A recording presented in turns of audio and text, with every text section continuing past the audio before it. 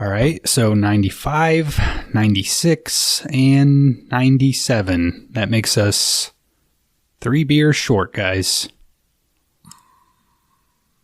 I think we all agreed we were going to do a little dry January, get back on track, maybe fix the store up a little. Did you count the 3 that we drank while we were counting? I already took those out. We started at 103. Okay. We said those were the last ones. Sorry, I got lucky with my math. All right. Wasn't me. Well, I know it wasn't me. I called the meeting.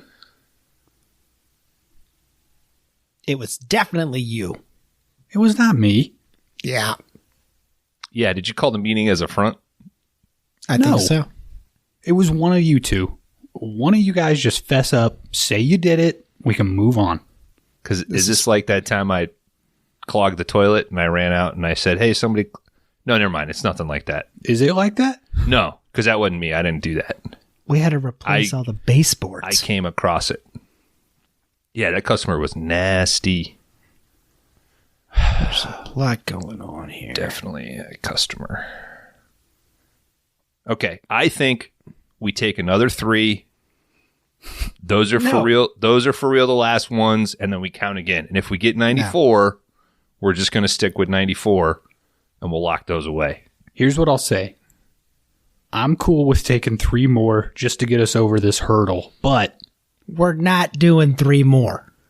This is the only way it's going to work. Yeah. We have to test our blood alcohol content right now before we have the beers, so we know who took the other 3. You. Question. You took them. Question. I'm asking for the test. What do you got to do to take the test? Like, what do you need to... It's blood alcohol content. Okay. So... Does it have... I got a knife right here. Does it have to be fresh blood? Yeah. Because I got a shirt back. Okay.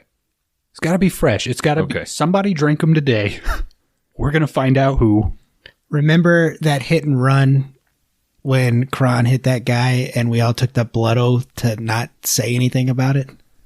Oh, shit. Yeah. So that means we all have the same blood. So it doesn't matter, right? So whatever results are going to be skewed because we have the same blood.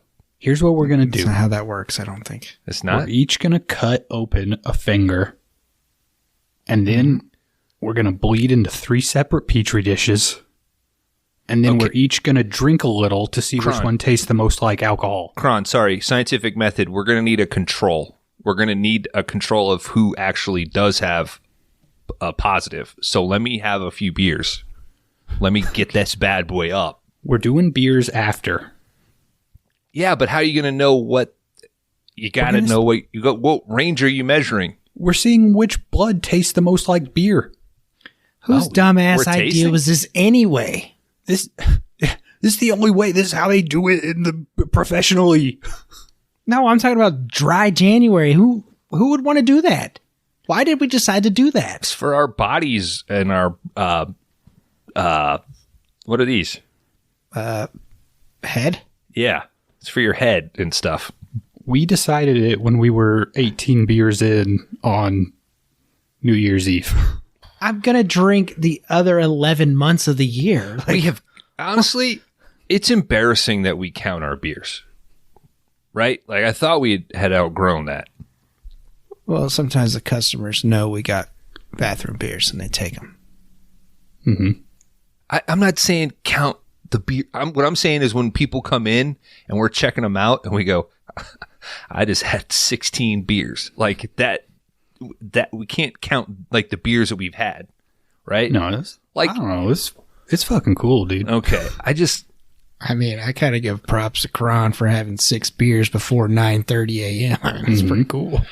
It's pretty cool. It's tough as hell, dude. Okay, obviously we're going to count the beers when they come in because we got to figure out the ration. I'm just saying, if you enjoy the beers, just like have a little class, right? Like Don Draper isn't counting his whiskeys. Like, just be cool about it. Well, if you don't count, you don't get fired. I mean, that's... Right? Don't count, you don't get We have to keep track of the number of beers to know when we got to get more beer. All right, roll your sleeve up. Here we go. Oh, shit. Yeah, Bones. Wait. Why'd you go long ways? This might turn me, by the way. Maybe I should just cut myself. I haven't turned into a werewolf in a while, and I don't want to start this year. Like, it's too much editing. I don't want to give you this blade. You might actually cut me. Just cut my finger, okay? Just a little bit. Okay, here you go. Yeah. Hey, that wasn't too bad. Yeah. That's a sharp ass blade, dude. I don't feel like shit. Cron, you're bleeding a lot. Do you have any blood left? Holy shit, I'm getting dude. woozy, dude. Dude. You guys did. Quite honestly, it smells a hell of a lot more like beer in here now. You guys did fingertip? I told you. You got to offer it up, yet. man. Yeah, I mean, I think we've established it. Your beer or your blood is fucking. That is bush heavy, buddy. Holy shit! Sit down. It's making me sick, dude. I took the 3 because I already had 12 before I came in today. Yeah. You should have let me have a few and up the fucking control, dude. And now I cut to way too much. Way too much of me. I think we should just throw on a movie at this point. I think we should Apply get that some T-shirt pressure. I got in the back and put some pressure on go this get bad boy. Go get the dirt towel or whatever. I got to wrap this bad boy up. What are we putting on? You guys feel like watching a good movie? We've got 97 beers to pound, buddy. All right. Then we're going to be watching The Thing from 1982 this week on 5-Day Rentals.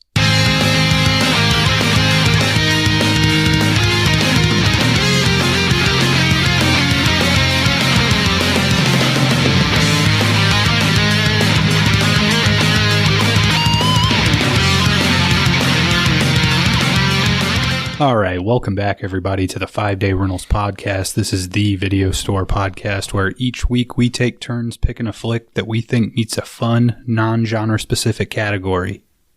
This round's category is no current category. Are you shocked, listener? Are you fucking confused? It's another one of those 5-star bangers that we do every now and again where one of us actually picks a movie that we really enjoy watching. Talk about that instead of, I don't know, The Vagrant or whatever Dan brings us. I am Kron Howard, joined as always by my two beautiful 2023 co-hosts. They are both dressed like little New Year's Eve babies still. Laundry Dan and Bones. I paid way too much for these numbered glasses, bro. Wearing mine all year. Yeah, they're good. They're literally dated for the whole year. Mm-hmm. It's fine. Not going out of style anytime soon. You're going to have to replace the LED batteries quite a bit, I think, though. Yeah. They're solar powered. Oh. Yeah. I just got to drive in them. They'll recharge. Are they prescription? Yeah. Driving at night's kind of hard. How are you guys? Oh. I mean, we had a little bit of a break. The listener won't hear a break, but how are you guys? I'm well. Wow. Enjoyed the break. 2023 is already no good. Only a few days in, Kron, man. Yeah, it feels like 2022, to be honest. It does. I mean, It does. It fucking sucks already.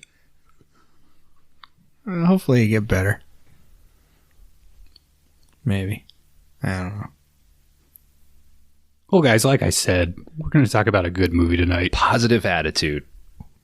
We're starting the year off strong, right? Yeah, we're starting on a good movie. Did you guys realize that no podcast has ever talked about The Thing from 1982, directed by John Carpenter? It's fucking crazy how little people talk about this movie. Yeah.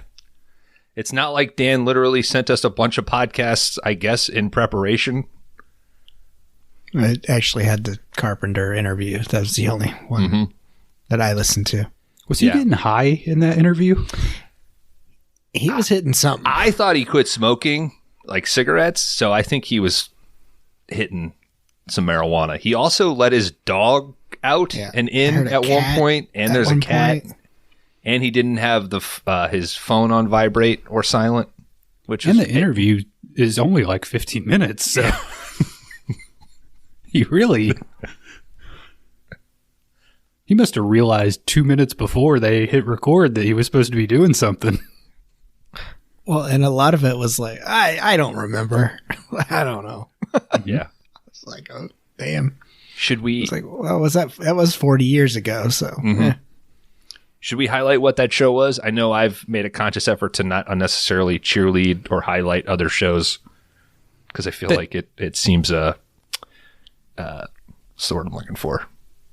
Sweaty, like sometimes. But if you go on your streaming service and you type in John Carpenter, The Thing, it'll pop up. So you'll find out what it is. I think that podcast has a big enough listenership that we don't. Okay, it doesn't come off like it doesn't come off like, hey, I better fucking hear my show on your fucking podcast in 2 weeks. Mm-hmm. Yeah, I got it.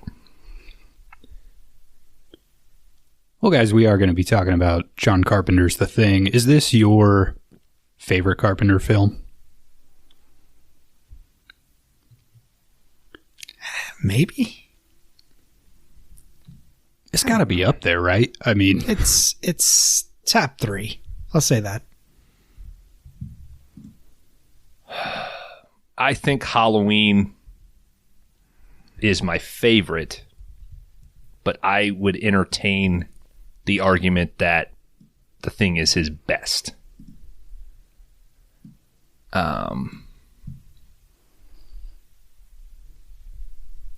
Yeah, well, I think that's where I would go, and I don't know what my third would be, honestly. Well, I don't know. You're a big Memoirs of an Invisible Man guy, right? Love it. Say this is probably my favorite Kurt Russell performance from Kurt Russell. Maybe it is one of the coolest characters. That was my big takeaway from this rewatch was if I was an actor at that time, at that age, that would be such a fucking killer role. Like, it's not a ton of dialogue. It's a lot of atmosphere. It's just vibe. You get a fucking flamethrower. You get to throw dynamite. You get to drink. Like, you get to wear a cowboy hat in Antarctica. That's awesome. Yeah, like a lot of his wardrobe really doesn't make sense for the climate he's in. But he looks cool doing it. I mean, that leather jacket, I'm like, this dude's got to be fucking freezing his ass off. You know he's got fucking... I think he's layered out. Yeah, like long johns. Like, what the fuck? My brain is so fucked. What are the gold people? The gold miners? Like the fucking long john things that they would wear? Yeah, I think they're just the long johns, right? But there's like another... Oh, a union suit was like... Yeah, but like, I keep wanting to say like scavenger or some shit. It'll hit me later. Gold digger? Prospector? Prospector. Thank you, Kron. Holy shit. Why don't I own this? Kron, is it your favorite Carpenter? Man, that's tough. I think like you, I would definitely say this is probably the best Carpenter. Like if someone had never seen any Carpenter movies, I'd probably tell them to start here.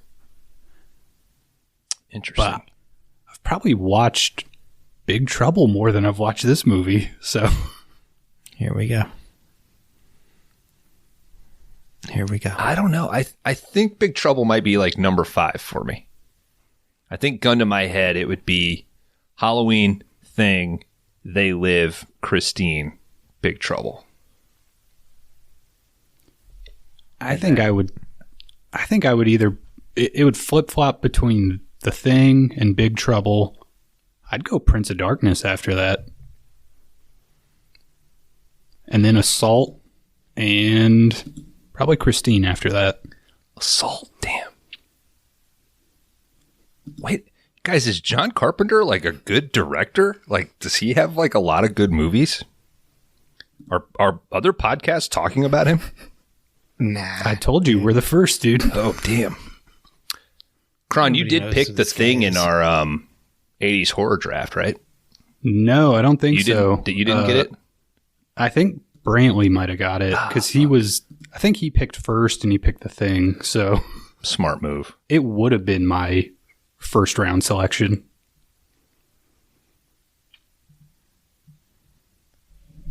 I guess it'd probably be Halloween, the thing, and probably They Live.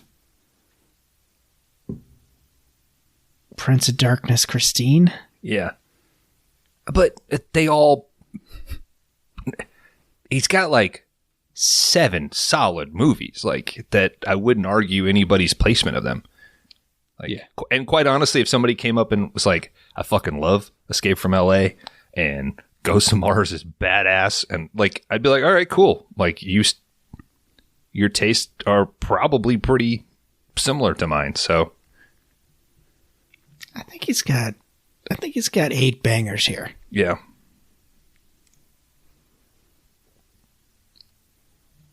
It was awesome in that interview. The guy asked him, like, do you wish it was a bigger hit so your career would have been different? And he was like, yeah, at the time, of course, but now, nah.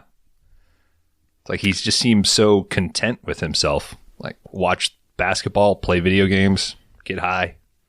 Make some music. Yeah.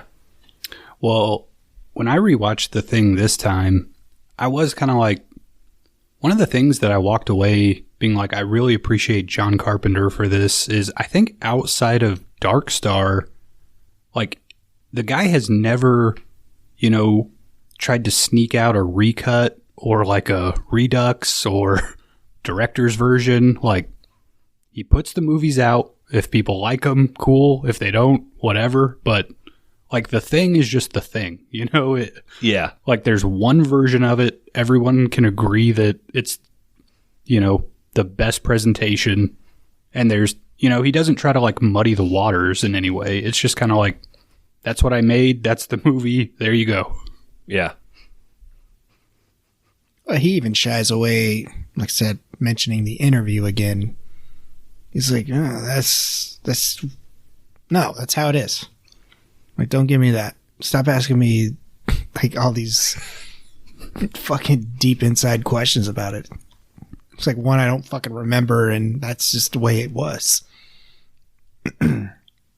I thought the coolest part of that interview was there's a part where the guy interviewing him is like, well, like the first half of the thing, he was like, it's really confusing. And Carpenter was like, you were confused? Like, what were you confused about? You didn't get that an alien invader landed on Earth or something? Yeah.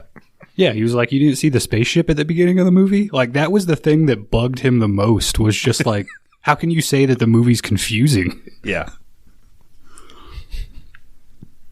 It's not the Greasy Strangler, man. It's pretty straightforward. Who would pick the Greasy Strangler on this podcast? Listeners, if it's your first time listening, I picked the Greasy Strangler. That's fucking right. Go check it out. Yeah, we're probably going to get a bunch of people coming in for 2023 just stumbling onto new podcasts. The Thing? Oh, shit. Are you guys ready to get into the plot of this thing? Let's do it, dude. All right, this is The Thing from 1982, directed by the one and only John Carpenter. Oh, sorry, Kron. This is going to play into the whole joke of the riff. I did just recently see a tweet from somebody that said, can't stand podcasters or film podcasters that spend more time talking about their personal lives than they do the movie. Like, who gives a shit? And I felt personally attacked. Did we discuss our personal lives? No, but I was like, if the show was a 30-second like intro, and then we just went like, all right, and now here's The Thing from John Carpenter, and we just jumped into it, like, that would be boring to me. Would be signed. Yeah. Mm-hmm. Chopping it up with Bill Simmons. Yeah. By all means, if you have critiques of our format, I can edit out the first 15 minutes if you guys want. No, I would. If you have critiques, keep them to yourself. If you have critiques, you rate us 5 stars, and then you can tell us what they are. You make a podcast that's better than this one, and then we'll critique you. How about that? Then you come to my house. We'll drink a beer on the porch. You could tell me like a man. Or however you identify. Face to face. Face to face. All right, guys, we open on a shot of desolate space. We do see an alien spacecraft shoot across the screen and crash to Earth. I don't want to derail the podcast already, but... I have. This is the one shot in this movie where I go back and forth of like, would the movie be better without it? Because I think you get the explanation later, and it would add to like the ambiguity of what's happening at the beginning of the movie. I'm usually a guy that's like, don't hand feed the audience, but I think you kind of need it. I like how it's done, where there's it's just that one thing and that's it. Mm-hmm. We don't know the time, how long it's been there. I like that. I think it'd be cool if you just opened on the helicopter, though, following that dog, and you'd be like, what the fuck? I guess it's hard to look back at, like, what did I think the first time I saw this?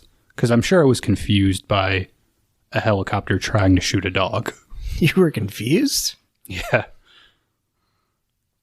Terrible shot. Good helicopter pilot. Terrible shooter. Terrible shot. Mm-hmm. Well, they're Norwegian. I mean... Well, aren't they like... What's the fucking cross-country ski and shoot thing? Like, aren't the like Scandinavians like always the tops in those? I guess it's not from a helicopter. Never mind. Yeah, there's no helicopter component. It's not part of the sport. Yeah. Should be. Then maybe people would watch it. I think I can see both sides, Kron. I can definitely, especially when I go back and watch a lot of older movies and I think about how long it takes to get into movies. Like, any screenwriting book is like, by page 10, you got to be into shit. And like modern movies just want to get you into it. I mean, Predator has the same sort of shot, right? Opening.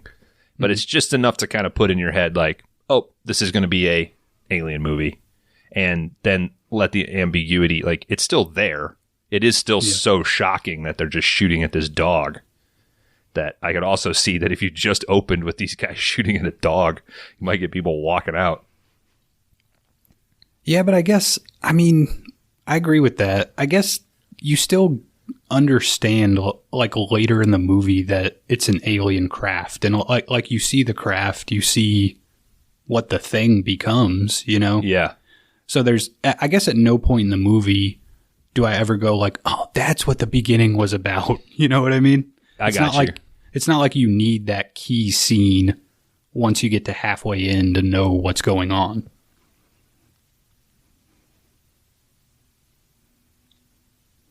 Maybe there's something where you split the difference, where it is just a shot from space, like over Antarctica, just enough to like hint at the POV of that ship, but you don't actually see a ship go down. It's just enough to say, I'm established in space, so it's something out of this world, right? Mm-hmm. Title card, and then... Nope.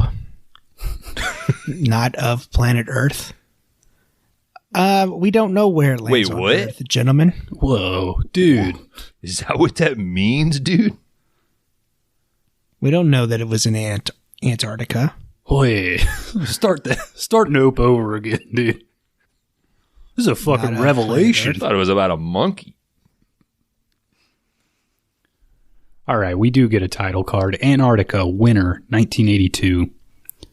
We see some mountains, and that Ennio Morricone doing his best Carpenter impression score kicks in. Yeah. Every time I watch this, I have to be reminded that there are mountains in Antarctica. Like, a part of my brain is just, oh, it's just a big sheet of ice. Like, I don't ever really think like, oh, there's actually like dirt and mountains and shit there. But My first thought was Metallica played there and they didn't do Trapped Under Ice. Well, they were on top of the ice, dude. It would have been. But still, come on. I'm kind of with Dan on this one. You kind of had to. You fucking botched it, Metallica. Like, you went all the way there and like the one, I don't know. Come on.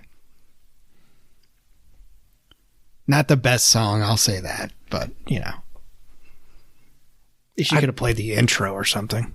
Bet there was a kid in the audience just holding up a Trapped Under Ice sign the whole time. Well, they would have stopped the show. They're not Travis Scott. They would have assumed somebody needed help. Group of men in a helicopter chasing down a dog. They start opening fire. We cut over to the U.S. base camp. Inside, McCready is drinking scotch and playing computer chess. He loses and just dumps his drink right into that machine. Cheating bitch. How I start my morning every day at work. What's he going to do for the rest of the stay in Antarctica? I don't know. It's like He's week going to of stay winter, busy. right? So I don't It's know. the first goddamn week of winter. yeah, he might have to hang out with them in the rec room. Mm-hmm. I still don't understand badass. why he gets his own tower, but I think they all kind of have little separate pods, though, don't they? Because Blair goes to one. oh, they lock him in the tool shed. Oh, is that right? Yeah. I don't know, but you gotta keep the pilot happy, dude. I mean, only guy who can fly you out of there. I guess. If you told me that that's what that is, if it's like he's got to stay separate because if they're making noise and all that shit, and if ever they've got to like emergency and get out of there, okay, I could see that. Maybe it's closer to the helicopter than... Nah. Maybe he stinks. Maybe he's just like notorious. They're like, all right, fuck. Dude reeks of McCready's- scotch. yeah. Nobody, yeah. Nobody wants to bunk with McCready. I don't know, though. They're all... What? No, because what's their names do bunk. Yeah, Palmer and Childs got a Yeah. they're bunked up. So they're watching that sweet VCR and smoking that J. Well, that's what I was going to say. They're all smoking in there. I mean, I don't think of Drinking a shit. housing unit that has 12 guys who are all willing to go to Antarctica is going to smell good either way. So, I mean, would you guys do this job? what's the pay? Yeah, what was the economy It's like in gotta be- 82? It's got to be some decent pay. I mean, I'd be the cook. Get to hang out in the fucking rec room with a bar and pool table and shit, and you could drink and smoke sick. Like, fuck yeah. Why? I don't. What are they doing down there? Why do they have like medical autopsy labs? Like, I will say that the thing that I love about this movie is that scientific integrity is always like one of their top priorities. Because when they go to the Norwegians' base, I wouldn't be taking that freak fucking burnt shit fucker thing back with me to Fuck my no. place. No. No. I would But take the scientific- paperwork like Copper is, but Yeah. I'm not wrapping that shit up. Like when he says, get me a shovel, I'm like, oh, he's going to bury it. But then I'm like, it's ice. You can't dig through that shit. You don't know. Jump I mean, ahead. maybe it grew a boob or something, you know?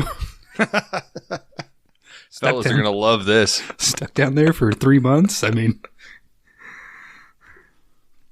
Yeah, where was the cock? Did it ever come out? What? Everything else came out. Dog, a spider. you just wanted a giant penis to emerge. I mean, eventually you wouldn't have to shoot one out of there. You should shoot something. Oh my God, it's reached its final form. Holy shit, look at that fucking dick on that. Oh my Must be God. Jewish. Shoot it. All right, outside the dog arrives at the U.S. camp. These Norwegians, they're in hot pursuit. They obviously don't know much about weaponry because the one guy gets out he pulls the pin on a grenade and immediately throws it behind him. Blows up his own helicopter. And himself. And the pilot, too, because the pilot runs over to try to grab it, and he's who blows up. This guy starts screaming, but it's just a bunch of gobbledygook, and then he opens fire. He hits one of the U.S. guys in the leg, but inside the base camp, I don't know, chief or whatever, his name's Gary, he pulls out his trusty 6-shooter and shoots this guy right in the head. Which is it's a gnarly death with that. Just the way that angle where he hits and the blood comes out, and then he's just like spazzing in the snow. Like, oh God. And these guys are just standing out there like it's a fucking Thursday. Yeah. I mean, they're already so fucking bored. Like, somebody else shooting at a dog, at least that's something to watch. I really like that Norwegian guy's goggles that just have like the little slits in them. Mm-hmm. Those look cool as hell, dude. Let's see. Inside. It pays to know English, by the way, just for our international listeners. Immediate takeaway of this movie. Get better at your helicopter rifle skills and learn English. I don't believe that they didn't know English. No. Science is done in English, so. Science be did in English. Like, point at the dog and like give a hand sound or something, you know? That wouldn't mean anything. If a guy was pointing at a dog going, ah! The funny thing is I went to an inspection at the night after I watched this, and it was a husky, and it came right up to me, and I was like, get this fucker away from me. I don't know how it spreads. Ma'am, are you okay? Inside the camp, Bennings, that's the guy who got shot. He's getting his leg sewn up. And Windows, he's the guy working the radio. I think he's supposed to be an expert in communication, but he's like, I haven't been able to reach anybody for weeks now. So you'd think they would know that. You think that'd be public information. He's in the Warriors, right? Mm-hmm. Windows? Yeah. What's his fucking name? Is it Cowboy? No, he's not Cowboy. He's Pony Boy. Yeah, Stay Gold. I can look it up. Go ahead, Kron. A couple of these guys are like, we should really go check out what was happening at the Norwegian camp. So McCready takes a couple of these guys up in the helicopter. They get over there. Oh, and also we do get a shot to show you that the dog's also been brought in to the camp, sleeping under a pool table. Because if people would get over their love of animals, this shit wouldn't happen.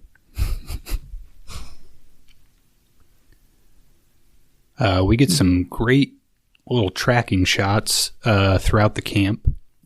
Slowly, we see the dog come out of one room and enter another one that's already got someone in it.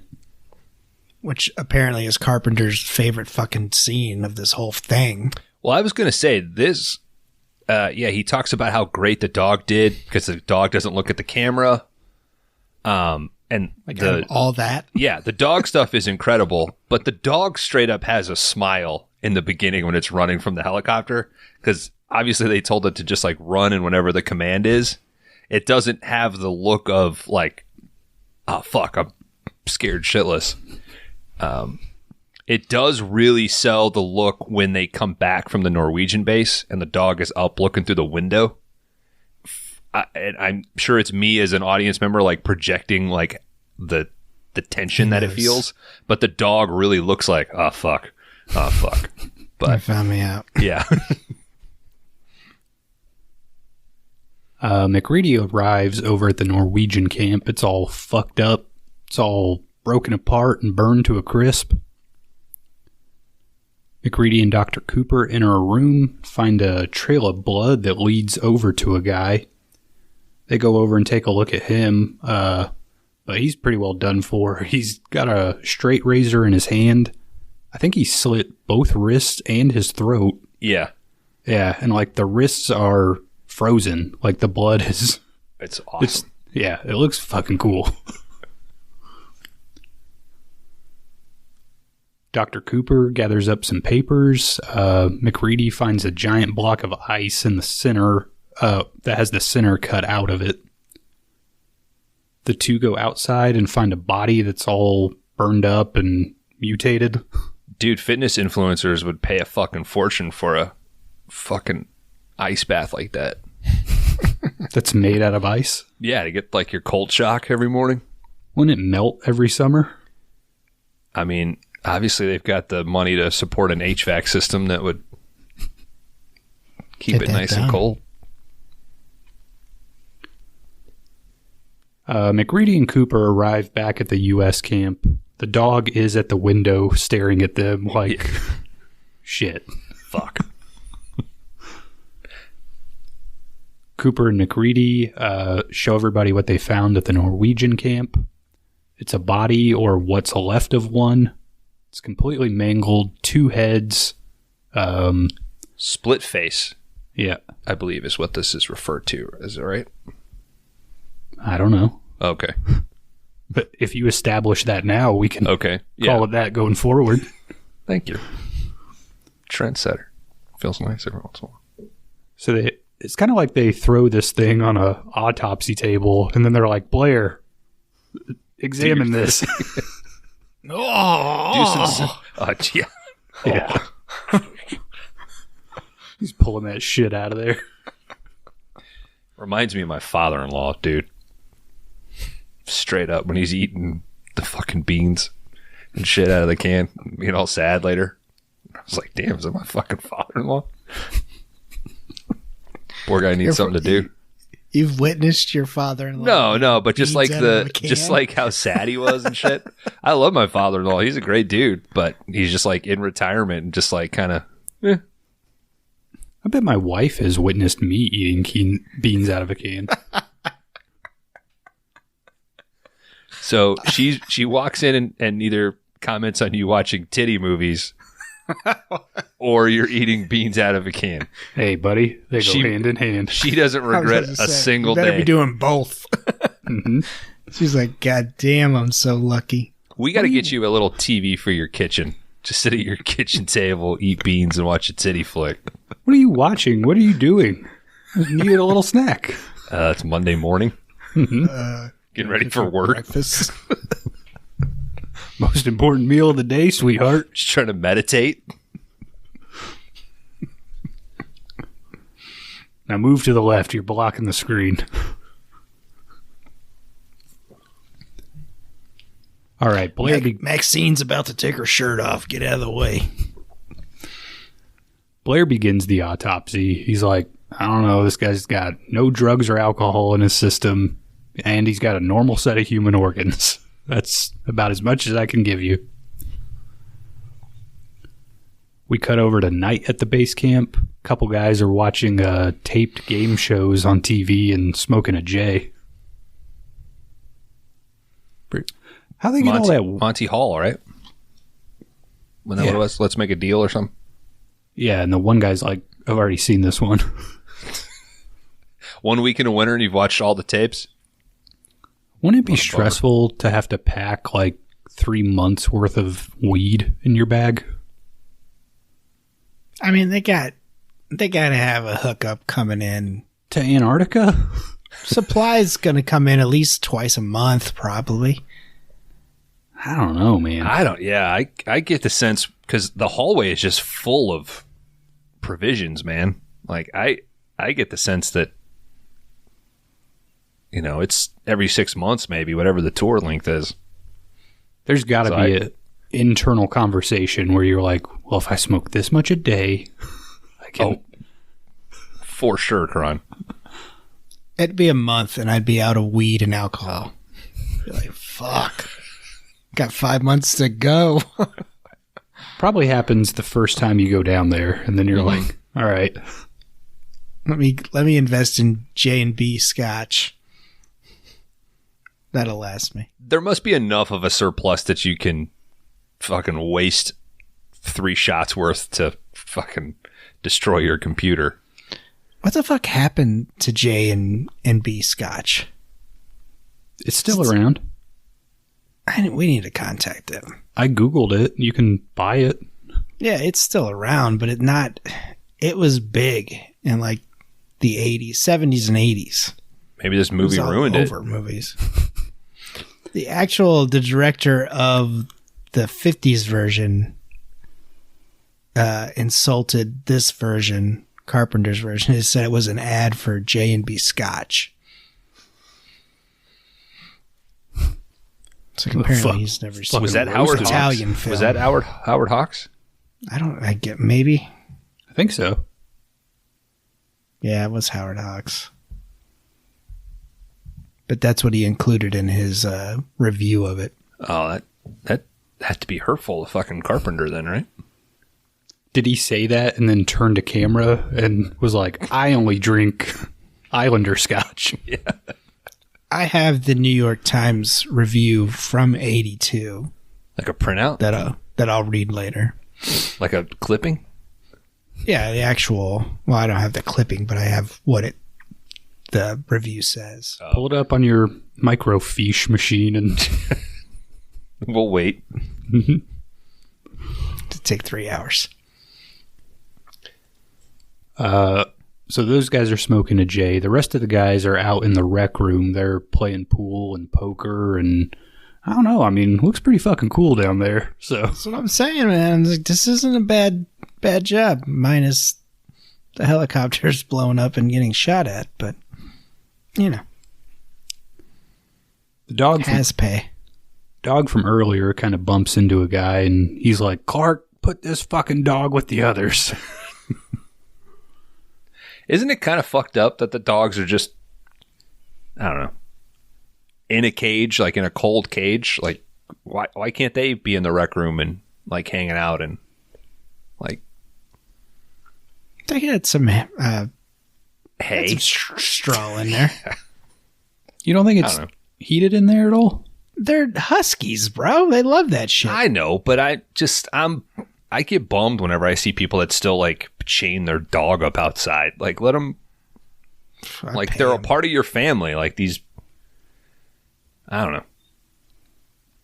Each one of the guys could have their own fucking dog that they meld with, like Avatar. And no, shit. Because then somebody would start fucking their dog. That was why the situation. Why you got to take it there? That they already dealt with it. That's why they're locked up.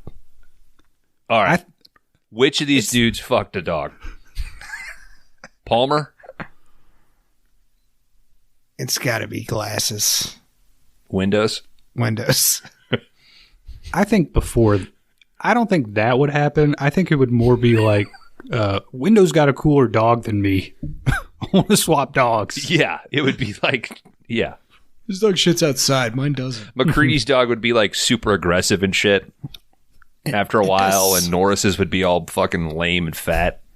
Let's come back to a question that we did ask a while ago, Kron. What is the sexiest breed of dog? You never answered. I don't know why you were so obsessed with this. I think you would be fucking the dog from this line of questioning. Yeah. I do not think that huskies are sexy. Are you familiar with the term projection, Dan? Yeah. I'll just say, the people want to know, okay? Number one question we always get. Hey, Carpenter, do a director's cut and put back in all the sexy dog scenes you cut out. Your friend Dan, thanks. All right, where am I? Clark puts the dog. I don't remember any dogs. Sorry. Clark goes to put the dog away, kind of reluctantly walks into the pen. Clark starts to leave. All the other dogs start growling like immediately. Yeah. The main dog, the new one, its face opens up like a fucking flower or something. starts shooting out all these tendrils and fucking ropes and shit.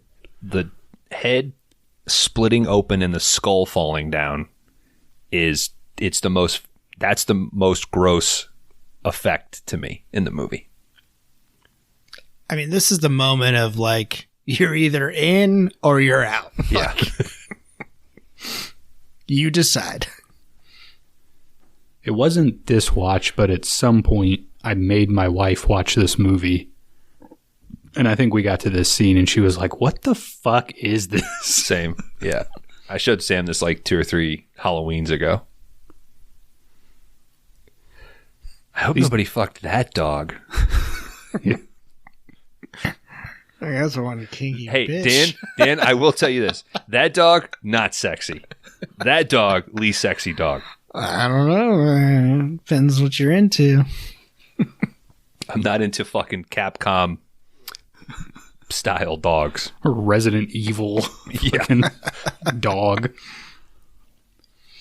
Now, I will say that is truly a monster dog right there. Oof. All these dogs are freaking out. One of them's up trying to bite his way through a chain link fence. I don't know how they got that dog to do it, but it looks fucking crazy when you see it in the movie. Is that the same dog that they spray with the fucking pink Ghostbusters 2 shit? That's kind of a bummer.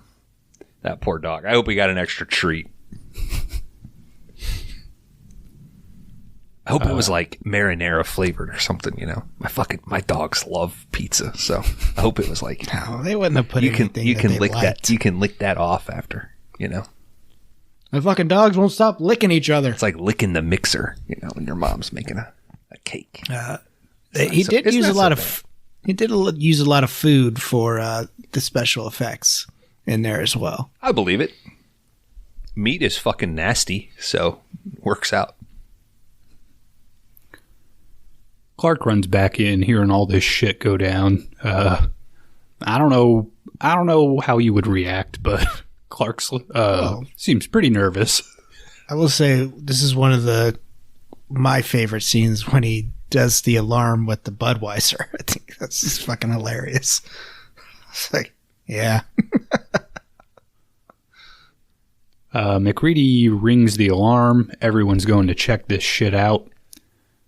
Then you hear, I can't remember who says it. I think they say it to Childs, but they're like, Mac wants the flamethrower. McCready, what? McCready tells Bennings, and I think it's Bennings that runs to Childs and is like, hey, McCready wants you to bring the flame. What the fuck? What a cool line to get to yell Mac wants the flamethrower. Yeah.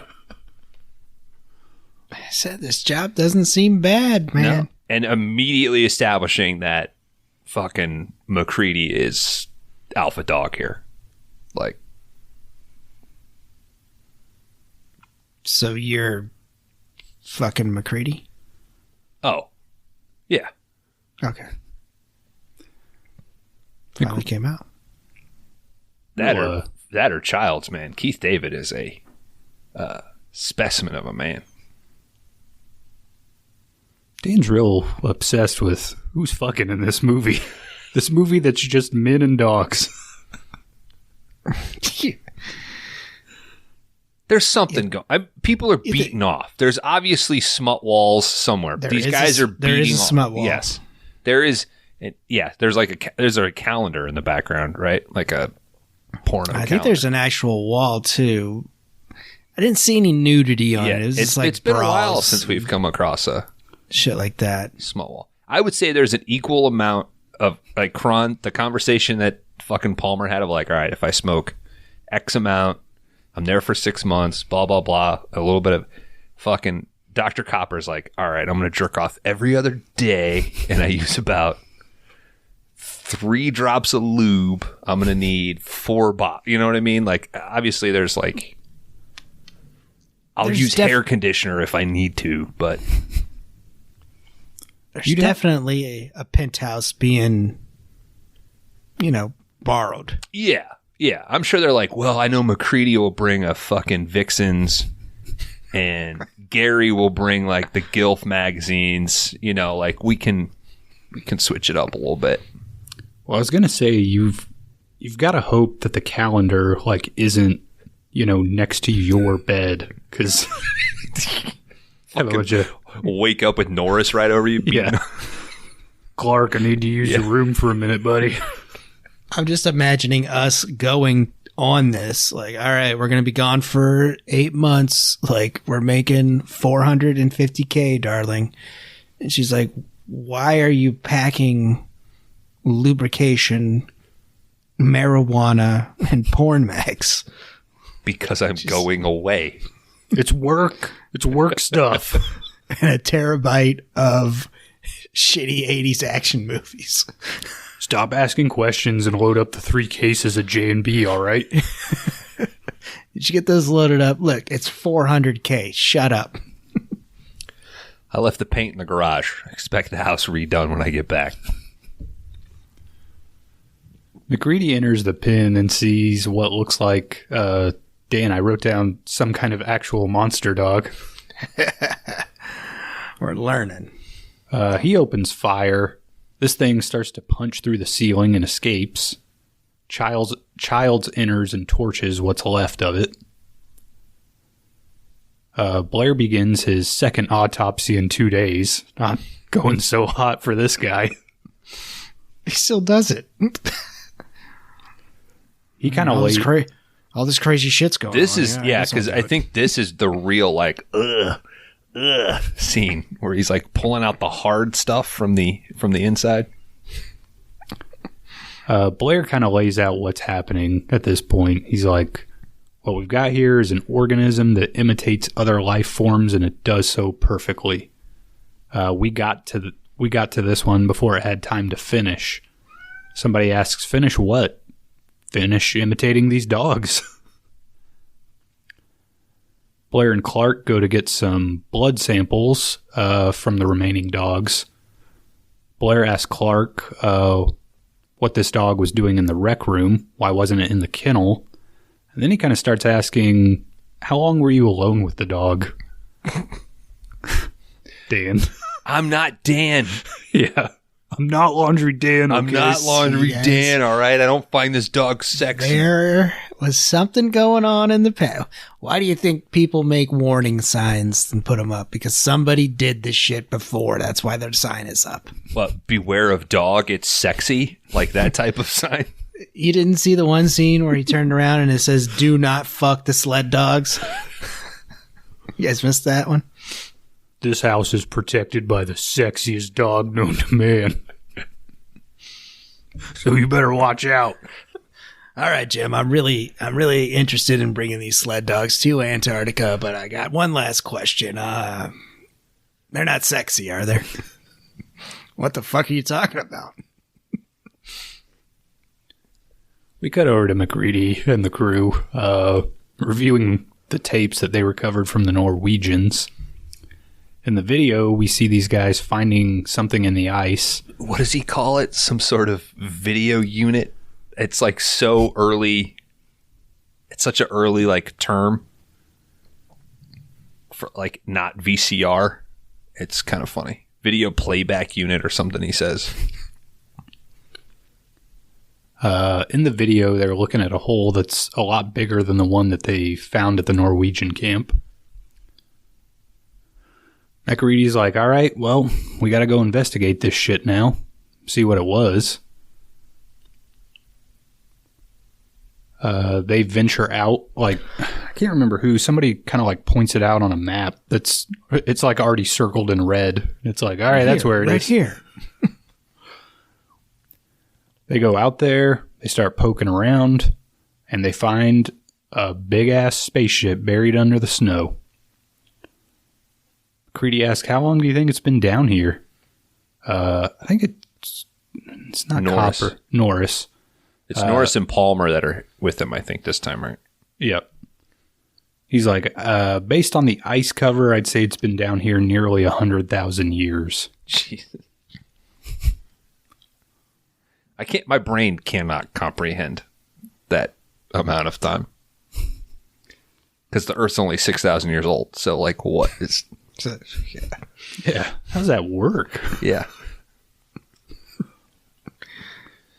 Science fiction. In this house, we serve the Lord. Mm-hmm.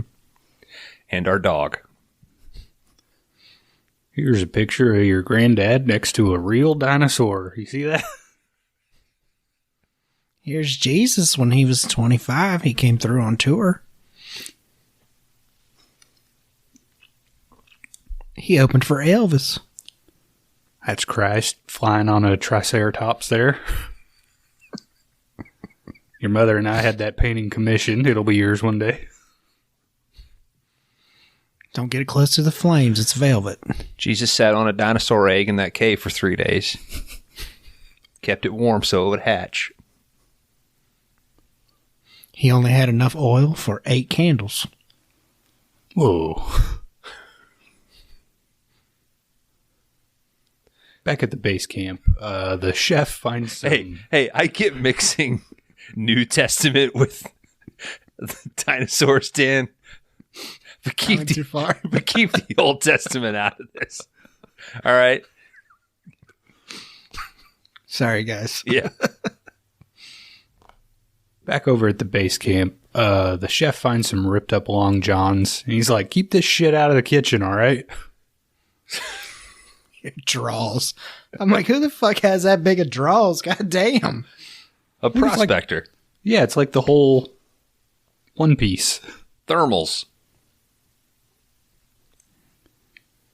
Blair uses some rudimentary computer tech to show us how the alien cell assimilates with a dog cell. That is state of the art, dude. It takes 15 fucking minutes. It is slow. But I bet at the time, in 82, people were like, holy shit. Look at what computers can do. This computer can kind of do everything because Blair starts asking it questions, I guess. The computer says... It is super cold there. So that it's going to run super fast. It's not going to overheat. Mm-hmm. Yeah. It's going to be awesome. You could PC game as much as you wanted down there. Well, the chess machine's already shot and fucked up. So why don't we just have all our cloud servers in Antarctica, right? Put all the fucking data mining, penguins? Bitcoin, and all that shit. Just mine it down there where it doesn't get all hot. To just put Wi-Fi signals on the penguins. You mean putting missiles on them, like Penguin does in Batman Returns? That too. I mean, dude, why don't we just put them on pigeons and shit, dude? Birds aren't real, dude. Oh, that's right.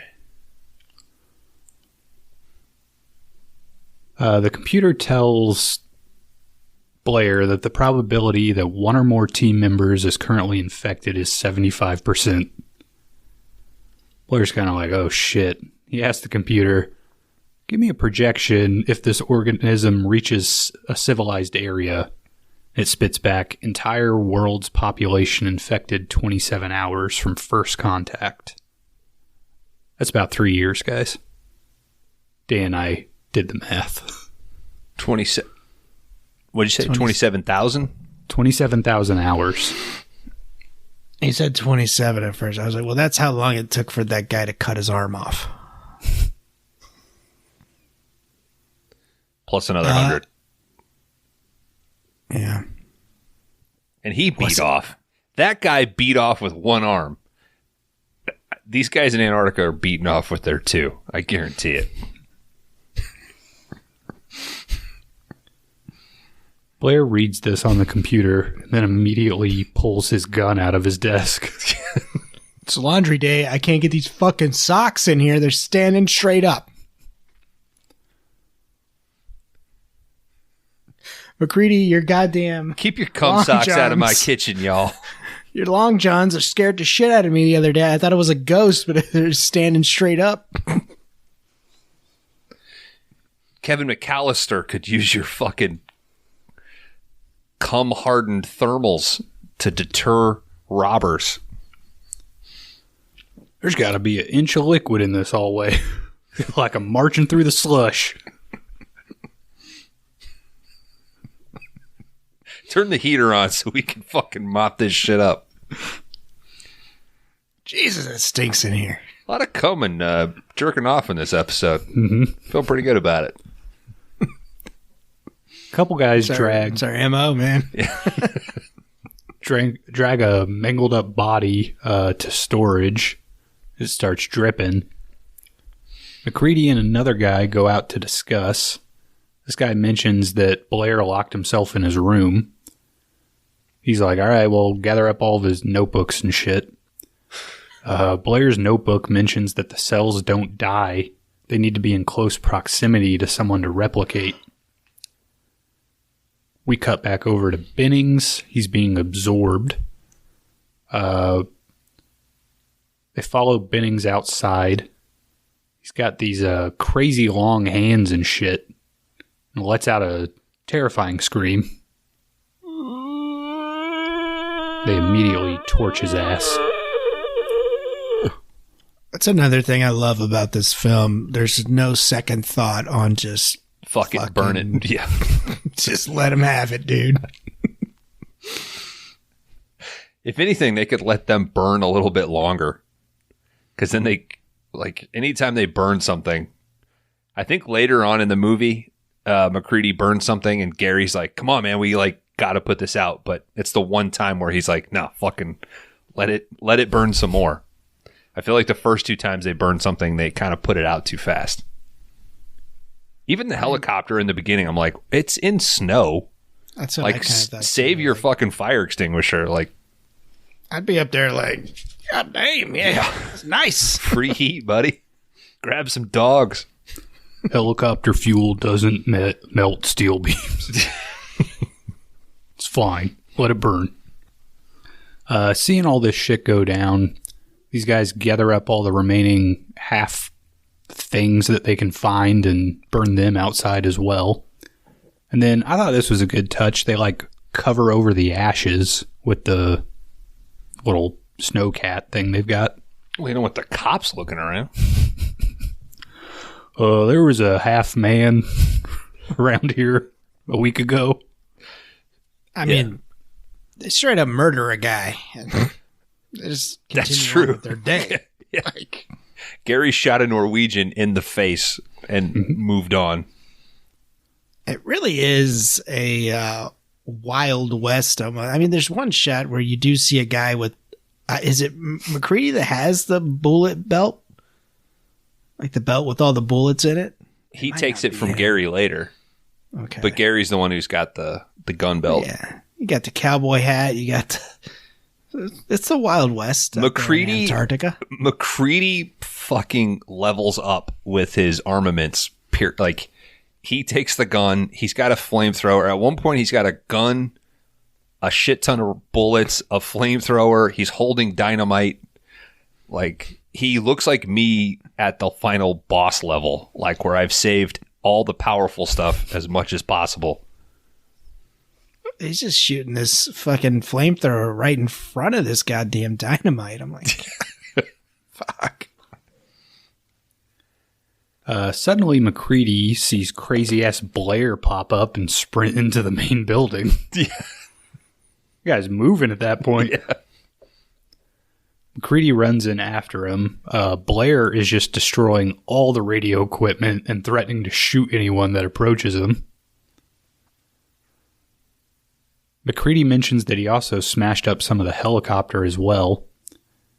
And Childs mentions all the dogs are dead. Finally, the crew's able to run in and subdue Blair. They kind of have Childs go around to one side and distract him.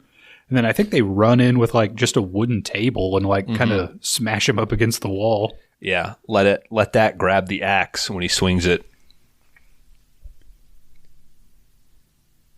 In the morning, McCready goes to talk to Blair. They've got him kind of isolated out in, I said his own cabin, but I think Bones was right. It's like a tool shed or something.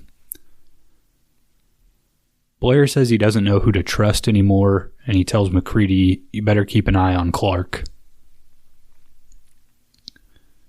The remaining guys get together to discuss. There's no way to contact the outside world. We just got to hold up here till spring. McCready's like, that's not going to fucking work. We're going to have to find out who's a human and who isn't. I think this is a good opportunity to take a pee break.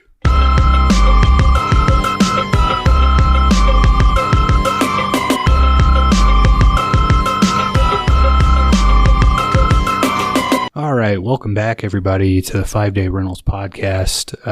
If you're just now joining us, hey, we're happy to be on page 19 of results when you typed in the thing 1982 into your podcast provider. That would be lower. Hey, if people left reviews and ratings, that would help. But topic for another day. You could rate us on Spotify as well. Not just Apple. Yeah, give us 5 stars or, max it out. Max it out for us. If you like the content you've heard in this episode so far. All right, we cut over. You love it or you hate it. I don't think there's any in between. Hey, that was the moment where you're either in or you're out. We cut over to the blood storage little freezer that they got. Somebody's already gotten in there, opened up the damn thing and dumped all the blood out. Everybody starts freaking out. Fucking Dracula.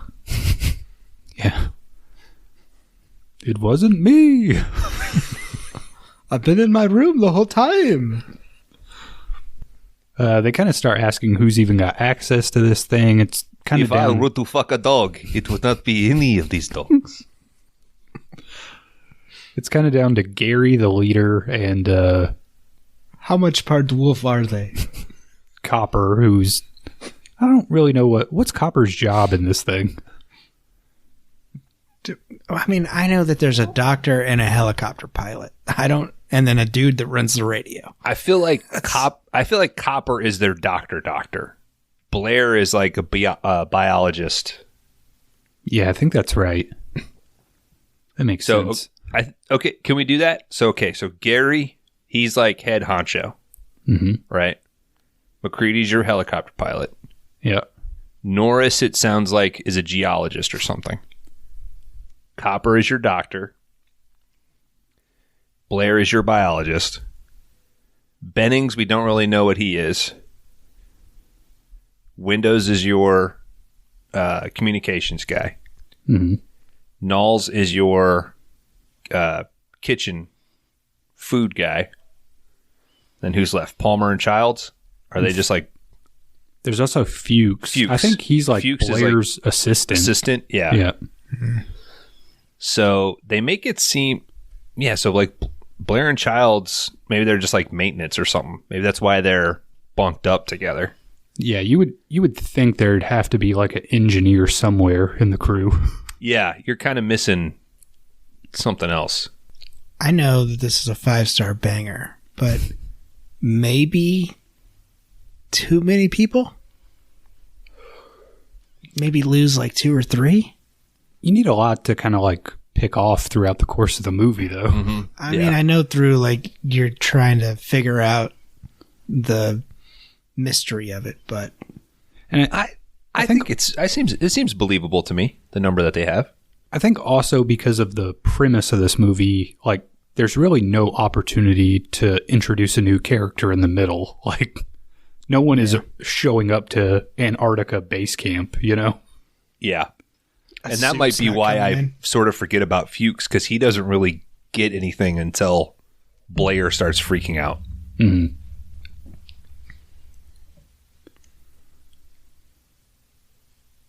Like I said, everybody's freaking out at this point. Windows, he just takes off running and goes to a gun locker that they have. He pulls out a shotgun, but Seems a little too open.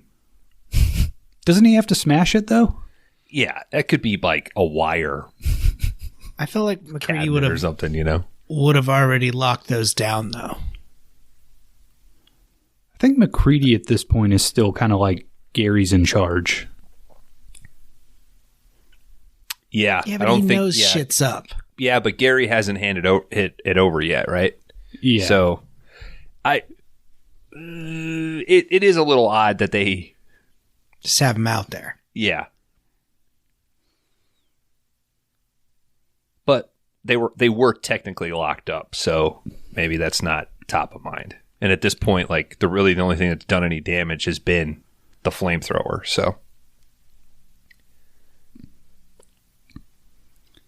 Windows does grab a shotgun, but Gary runs up on him, pulls out his 6-shooter. He's like, you better put that gun down.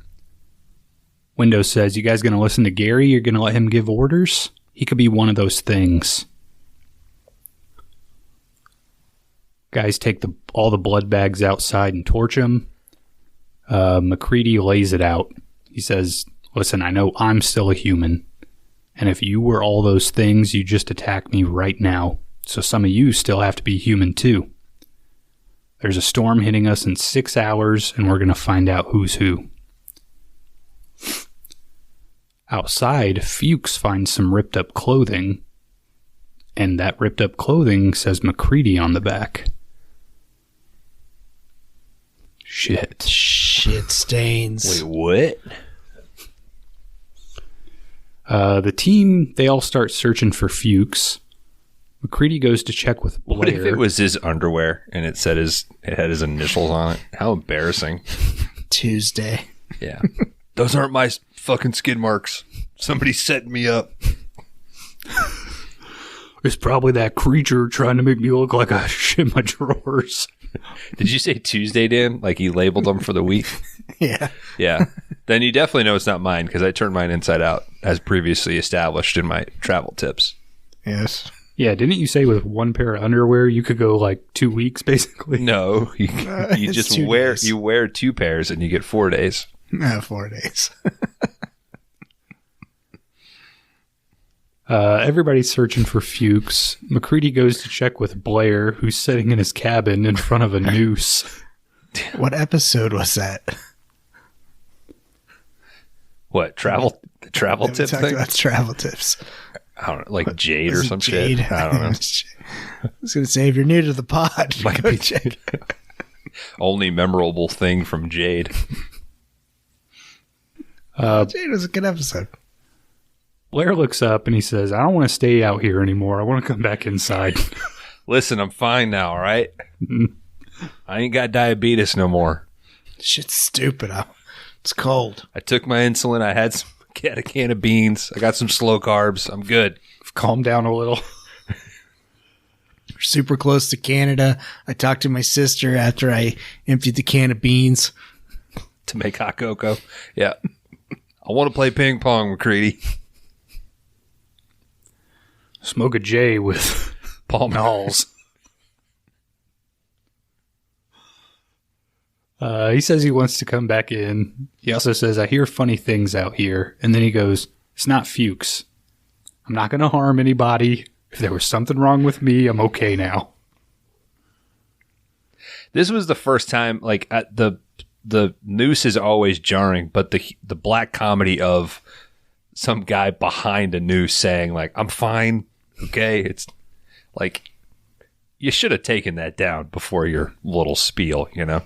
I think I kind of see it as a joke, like I'm back to normal. That's kind of how I took it. I know. I get that he set it up, like, fuck this, I'm just going to kill myself. And then now, obviously, when we find out what he is, but like, have the foresight to like, let me put that away, you know? Well, they do just kind of walk over to his tool shed, though. Like, maybe he was going to take it down and after he finished his can of beans. Yeah. I mean, I will say it's a great performance by Brimley, though. Oh, hell yeah. Mm-hmm. McCready goes over to his shack. He's like, I got to check things out. And they're like, why? He says, I turned my lights off, but now they're on.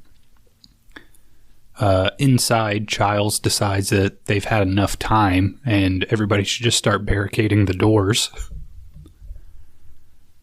Knowles gets back right as they're kind of closing everything up. He said he found some of McCready's clothes outside. McCready so he's like, I had to cut the line to get away from him. So McCready's just out in like a blizzard at this point.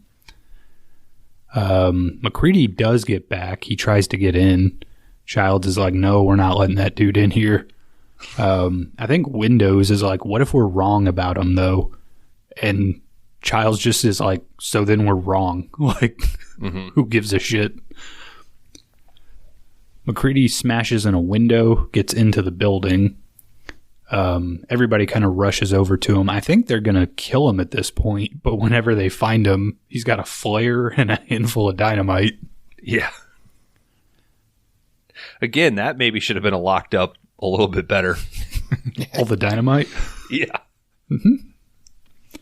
You'd think that would be out in a tool shed.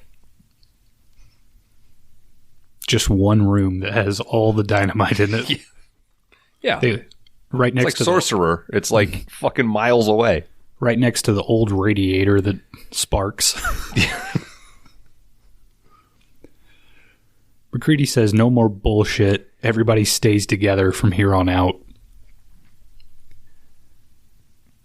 At this point, Norris passes out. He's kind of got like a heart condition, I think. They established that earlier.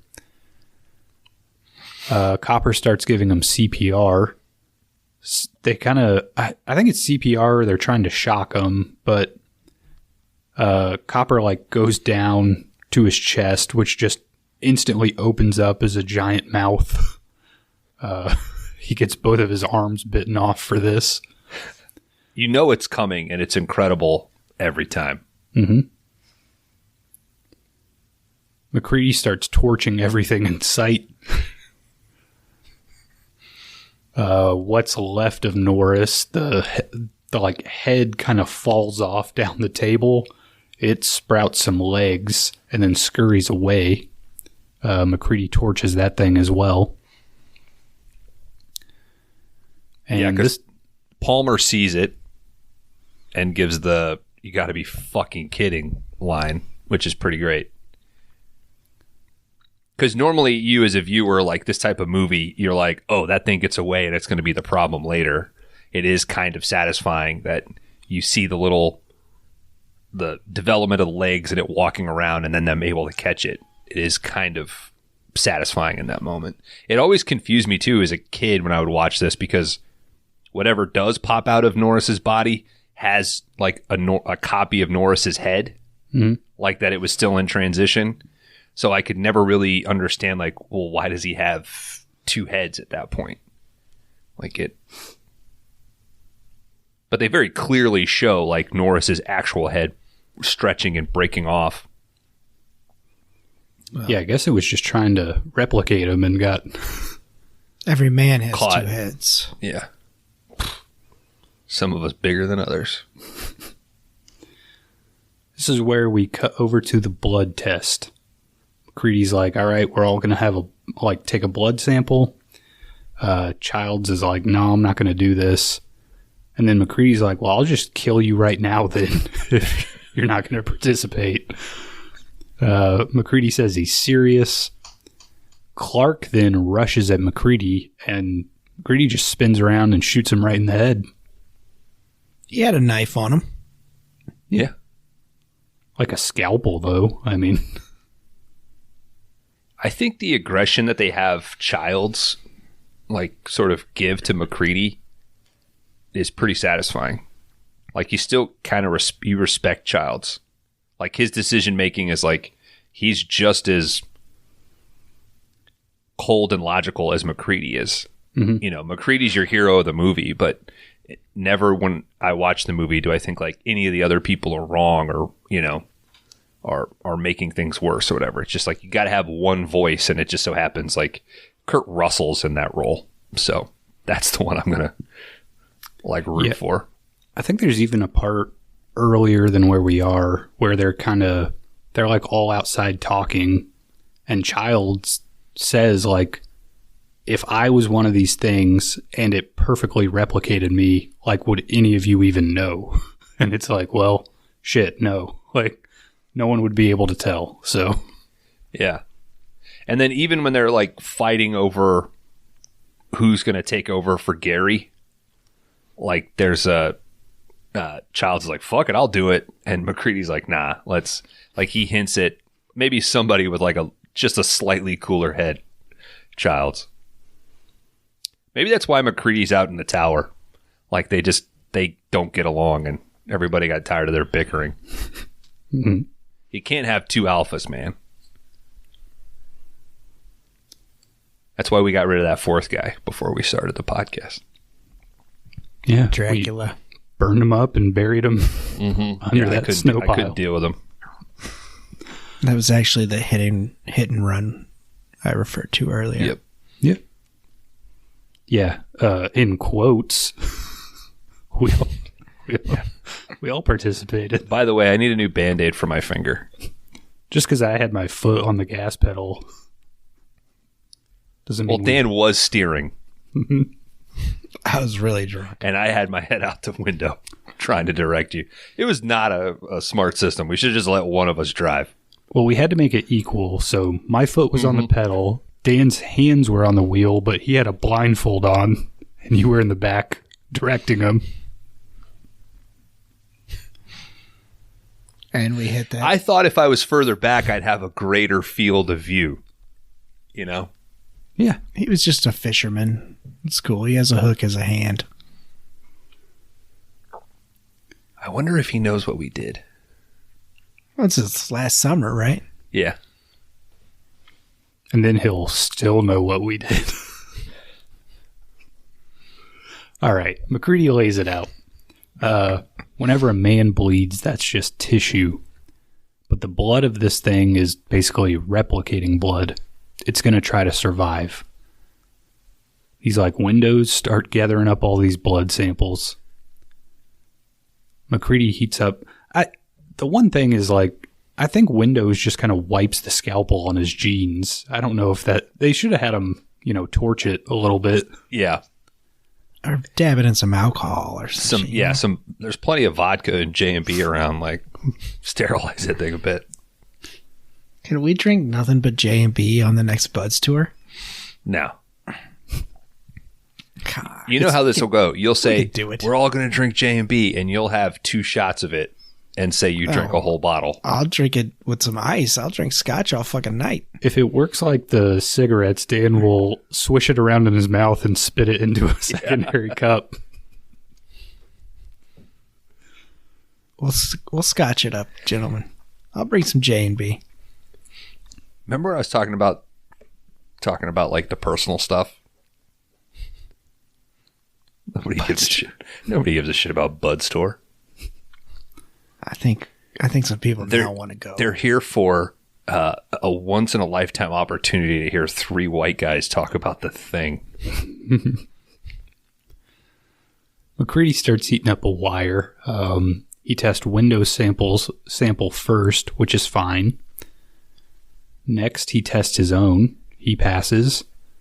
Next, Copper. Pass. Next, Clark. Android. Pass. Next, Palmer. His blood instantly leaps out of the dish. Palmer does give a great look right beforehand, though. Of like, well, fuck. There you go. One of my favorite shots when I was rewatching this was when he tested Windows. Like, Windows looks really relieved. He's like, oh, thank God. Yeah. Because it's like you don't even know yourself anymore. I don't know if it's me or not. Fuck. I did notice on this rewatch, sorry, Kron, one thing that stood out to me, there's a part where they're all around the fire outside, and I think they say, like, where's Blair or whatever, and everybody, like, turns around and starts, like, kind of looking around, and Norris is the only one that's not looking. Like, Norris is watching the flame, like, he doesn't give a shit about what was going on around. And I was like, oh, okay, that's, like... but at that point he hasn't necessarily, like, obviously been replicated, but it's inside of him or something. So isn't there something with their eyes? The glint thing, I think, has been disproven. And there was the breath as well. Yeah, so because you can see Child's breath at the end, but there was a thing that if you didn't see the glint in their eyes, that meant they were the thing. And the DP, I think, is it Dean Cundy on this one? Yeah, it was like, nah, that's just like, we don't know where that came from. That's just happenstance, because actually you do see Palmer's, like you see a glint in his. It just happens in one point right before he does turn, that because of the light, he doesn't have it. Yeah, from what I read, it seemed like that was something they kind of kicked around as an idea, but then decided not to pursue it, really. They did? They did? Oh, okay. Yeah, they had, like, discussed it at some point, but I don't know. It sounded like it,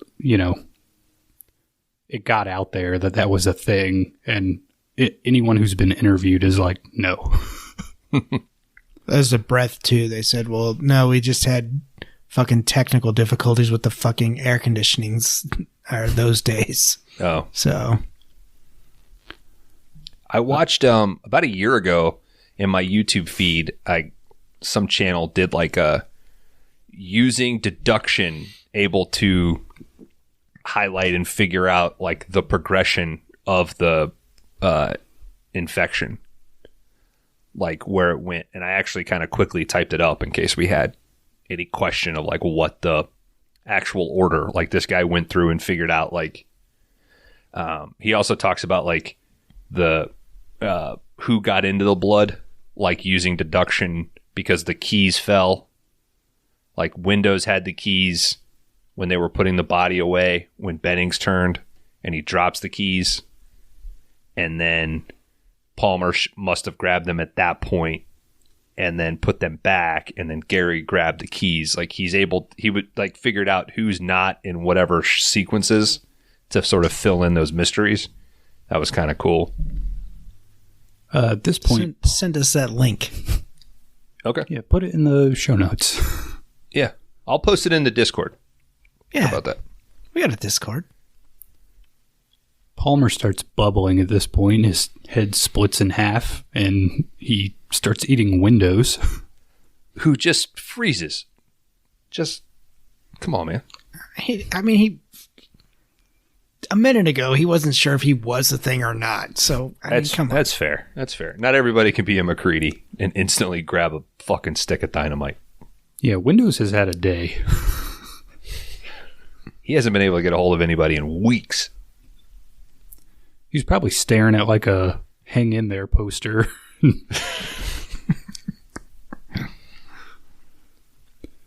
He's too busy listening to 5 Day Rentals podcast. Yeah.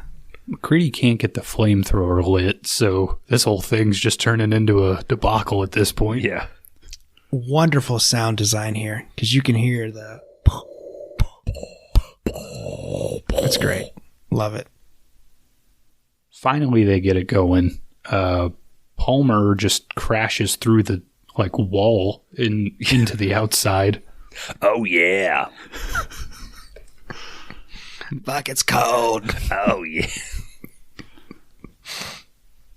And for his trouble, McCready tosses a dynamite stick at this thing and blows it up. Oh, whose dog is that? It's sexy. Oh, damn. Kool-Aid man, fuck dog.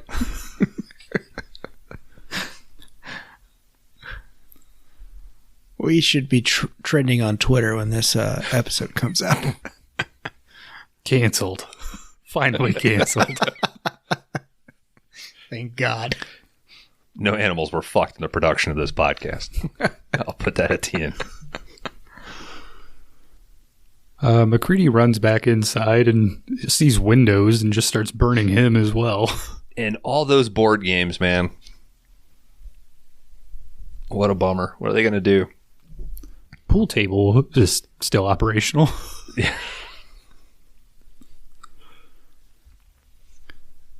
McCready at this point resumes the blood test. Knowles is clean, Childs is clean, and Gary is clean. So at this point, everyone who's left at base camp. I thought that was a great effect. Is we're going to start this, we're going to have chaos ensue, and then we're going to go back to the blood test because everybody's not done. I like that they kind of do a thing too where it's like as each one of them passes, there's one more guy on McCready's side. It starts with him in Windows, and then I think they test Childs, and then he's over holding the flamethrower. Yeah.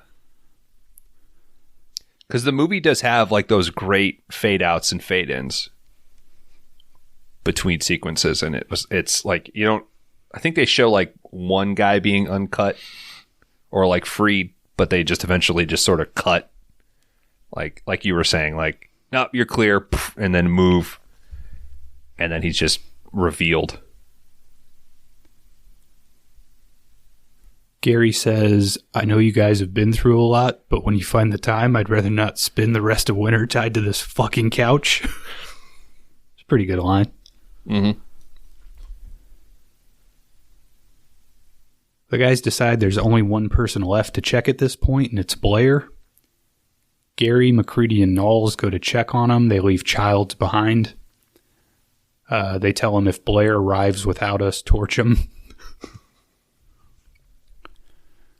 Go out to Blair's cabin, but the door is just wide open. They find a hole in the floor. Blair's been building a little spaceship down there. If you were gonna lock somebody away, maybe not lock them in the tool shed. Mm-hmm. Like I famously can get out of any room with just using my body, right? But you give me a little hammer, easy. You give me a little saw, easier. I guess they were like, we either got to lock them in the tool shed or the dynamite room. He's smart. Or McCready's cabin. The only thing up there is J&B scotch and a fucking torched computer. So there's some penthouses. Let's put him in the tool shed.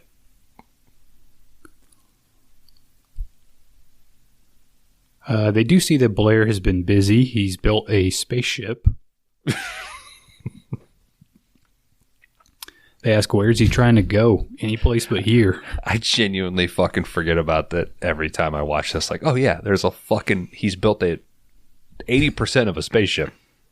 Well, how much time passes? In the course of a few days? Yeah, like 3 days maybe. Yeah.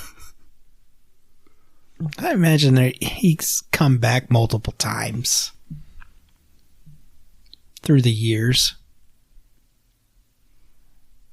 Oh, you think that thing's been built throughout the years, not over the course of this movie? Yeah, I think. Well, I guess I don't know because he wouldn't have been. I think infected, right? I think the Norwegians unfroze the thing. Yeah. So yeah, why would he be building it? That's a stupid.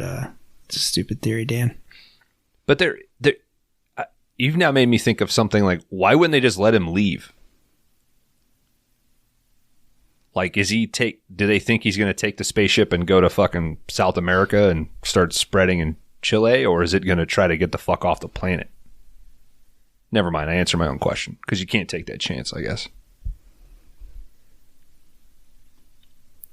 Yeah, I guess they just want to stop it from going anywhere. Yeah. I mean, anywhere it goes is bad news.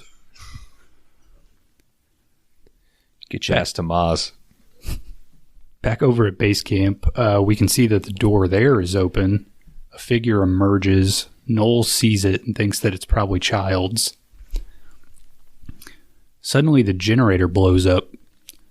McCready says, we've got 6 hours, and then it's going to be 100 below out here. Gary says that's suicide. Not for that thing. It knows it can't get out now. It just wants to sleep until the rescue team arrives.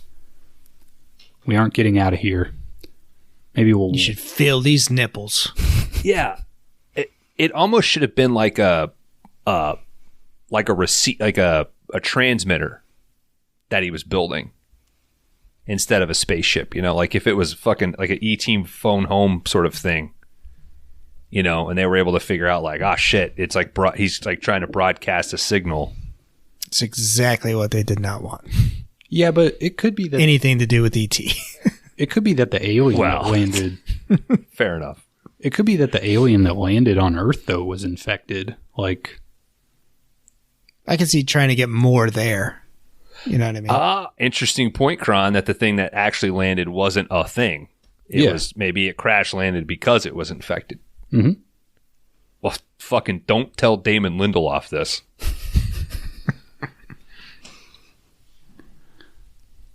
A 4-movie prequel franchise. No, it'd be a 6-season HBO show. Yeah. Well, Michael Fassbender was good. I'll give it that. Okay. McCready says maybe we should warm things up a little around here, and then the guys drop some dynamite and blow up the spaceship.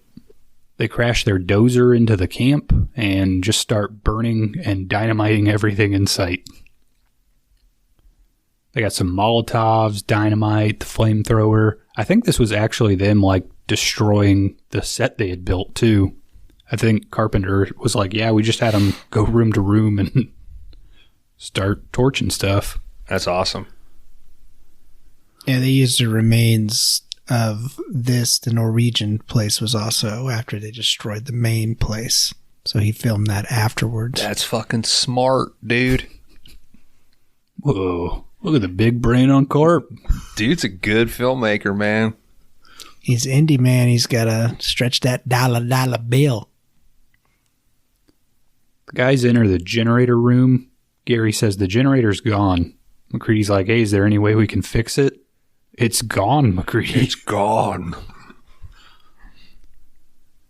Guys start setting up some dynamite around the generator when suddenly Blair gets Gary and sticks his hand right under Gary's skin. It's a dope scare, dude. And the effect, the fingers under the skin look crazy. McCready's kind of working away and he yells back, how's it going down there? But he gets no I got answer. into dentistry. I was inspired by the movie The Thing. Not the horror movie The Dentist. 1 or 2. I just thought I'd love to get my hands in somebody's fucking mouth and do that. McCready gets no answer. He lights a stick of dynamite when all of a sudden under the ground, the thing just starts like popping up all these floorboards and shit. It kind of emerges from the ground and then steals the little like plunger thing you would use to set off all the dynamite. The Wile E. Coyote fucking... It pops up. It is a giant, I don't know, like half man with a dog coming out of its chest. Looks pretty. Yeah, it's a Resident Evil mini boss. Mm-hmm. You gotta shoot him in the eye. Oh yeah, it's a Resident Evil. Of course, they've got an eye on their shoulder for some reason. Mm-hmm. Question: would you like? I know this. I would be fucking stoked if I got to be in a movie and I got to do a scene where I ran across like some wooden planks and the thing behind me was like, you know. Would you rather do that in a movie or get to push that dynamite plunger in real life? Like if you were in a movie, like what thing would you would be cooler to you to do? Like, I'm plunging it, baby. Yeah, the plunger's cooler. You get to set off a giant fucking explosion. Yeah. You have to run. I think there's something about the run away from something. Like, do you ever like think about like, oh, if I got to be an actor, that would be so fucking cool. Like I would be a porn actor. I mean, okay, yeah, cool. How long you had this dog?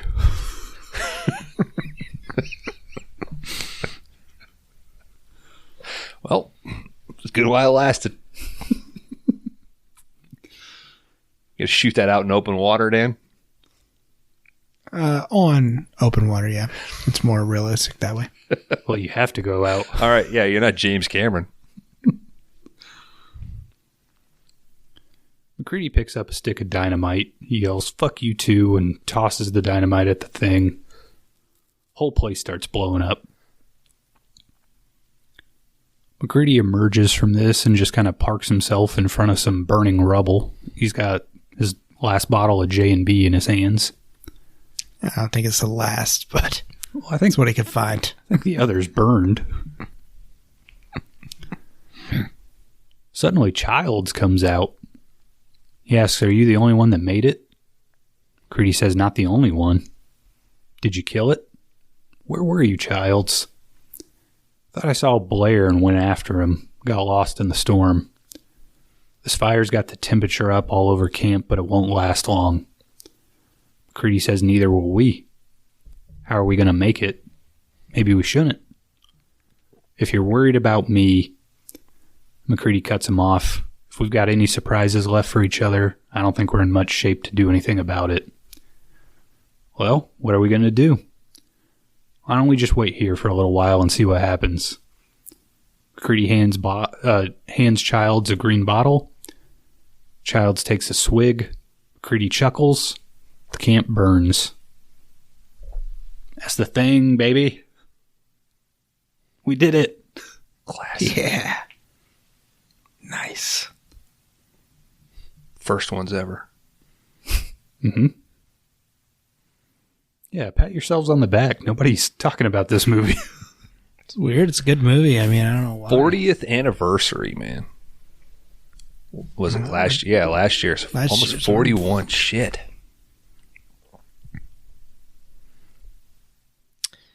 Yeah. Dan, hit me with some details.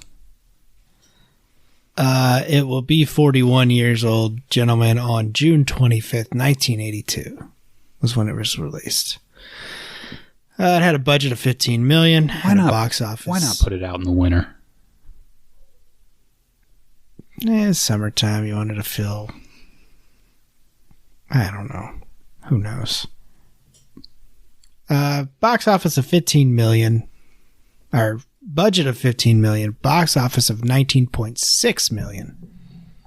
So it wasn't a total loss, but 1982, this was a coinky dink here. We did Cat People from 1982. This was the RKO's let's redo the older monster flicks we have, and they got Cat People and The Thing going as well. So $1.5 million went to these special effects. At the time, this was the most money going to special effects. Shot on refrigerated sets in Los Angeles. A lot of the outdoor shooting was done in Alaska and British Columbia. That's Canada for you uneducated people. Tons. Sorry. Oh, sorry. Sorry, your movie bombed, eh? Oh, hey, Canadian Kron? Sorry. Did you watch The Thing? I lived it. Okay. We stopped it, eh? Back in the snow, eh?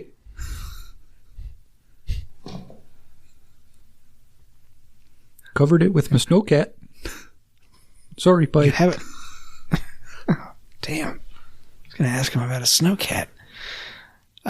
Critics did not like The Thing in 1982. We kind of, me and Bones referenced it earlier. 1982 was also the year that a little movie called E.T. Eddie Torres the Esther Testicle came out. And it just took over the box office. It was 82. Yeah, pretty much. I mean, this is when movies would run for fucking 8 months. Oh. So nobody wanted to watch this. As a lot of critics said, nihilistic and bleak movie. So I do have the New York Times review that came out. John Carpenter's The Thing is a foolish, depressing, overproduced movie that mixes horror and science fiction to make something that is fun as neither one thing or the other. Sometimes it looks as if it inspires to be the quintessential moron movie of the 80s.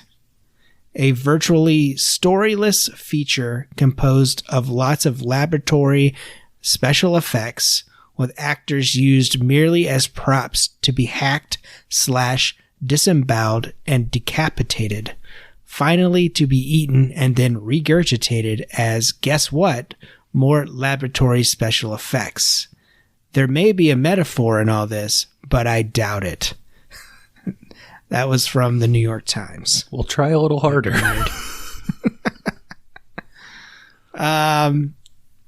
Carpenter was approached in 1976 by Universal But at that time, he was more of an independent director. So Universal decided to go with Tobe Hooper of the Texas Chainsaw Massacre fame, because he was already under contract with Universal. Hey, it wasn't just all him, all right? That was a two-hander. Yeah, they weren't happy with what Toby and his partner, Mr. Cam Hinkle, That's right. were doing. That's right. Mr. Big M, even bigger R. What's happening, Mr. Sir? What if we move it from Antarctica to Texas? I mean, it might have been a What was bigger hit. What were you writing at this time? I mean, Well, I had set out a 4-part James Cameron level sort of Avatar-esque TCM series. But it wasn't picked up. It's too ambitious for the time. we're asking about The Thing from '82. Well, you asked what I was doing, and that's what I was telling you. I was still working. I was just absorbed with TCM, I think so I didn't want to do it. Now, I heard I couldn't. that they rejected your script, not from the content, but that it just rank of Marlboro and it had sweet tea stains all over the pages. Well, I like to add a personal touch. All right, it could have just been out of a dot matrix printer that was nice and warm, fresh ink. Okay, that's pretty standard, but I want mine to stick out. Okay, if you don't want that, if you don't want the Hinkle stink, the Hinkle stinkle. That's what we called it. I think I will purchase that, sir. Start selling that. Yeah, we're getting Johnny Depp for an ad campaign. Hinkle Stinkle. It's gonna be one of those weird, like, what is this cologne about? Like, it's one of those ads where you don't even know it's a cologne until they show the bottle at the end. But he's gonna drive a van through the desert, get out, play guitar. I guess he already did that. Yeah, I think that one runs pretty often. They just put it in a rainforest. I mean, near Golden. Well, that's not me. No? Just put it in Texas and everyone's just... It's in Texas. They're in a trailer park. They're just yelling at each other for 30 seconds. And then it goes to the... Someone holds the cologne bottle up. I'm gonna try something actually different. I'm gonna stay in character, and I'm gonna ask an actual serious question. Now, the Ridley Scott's Alien, Yep. 1979. Yes, sir. I'd like to see comparisons of reviews of The Thing. Did those same critics review Alien, and what was their thought? Oh, they loved Alien. That's the reason why The Thing came back. It was shelved after you and Mr.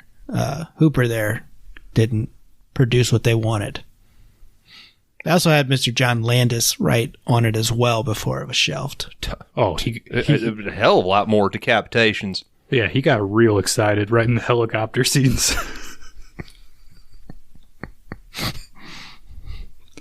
But yeah, then 79, Mr. Scott came out with Alien, He started yelling at a PA that didn't exist. which is Walter Hill. Stop had worrying Alien. so much. Could not find a director. I think Ridley Scott was like the 19th or 20th director that.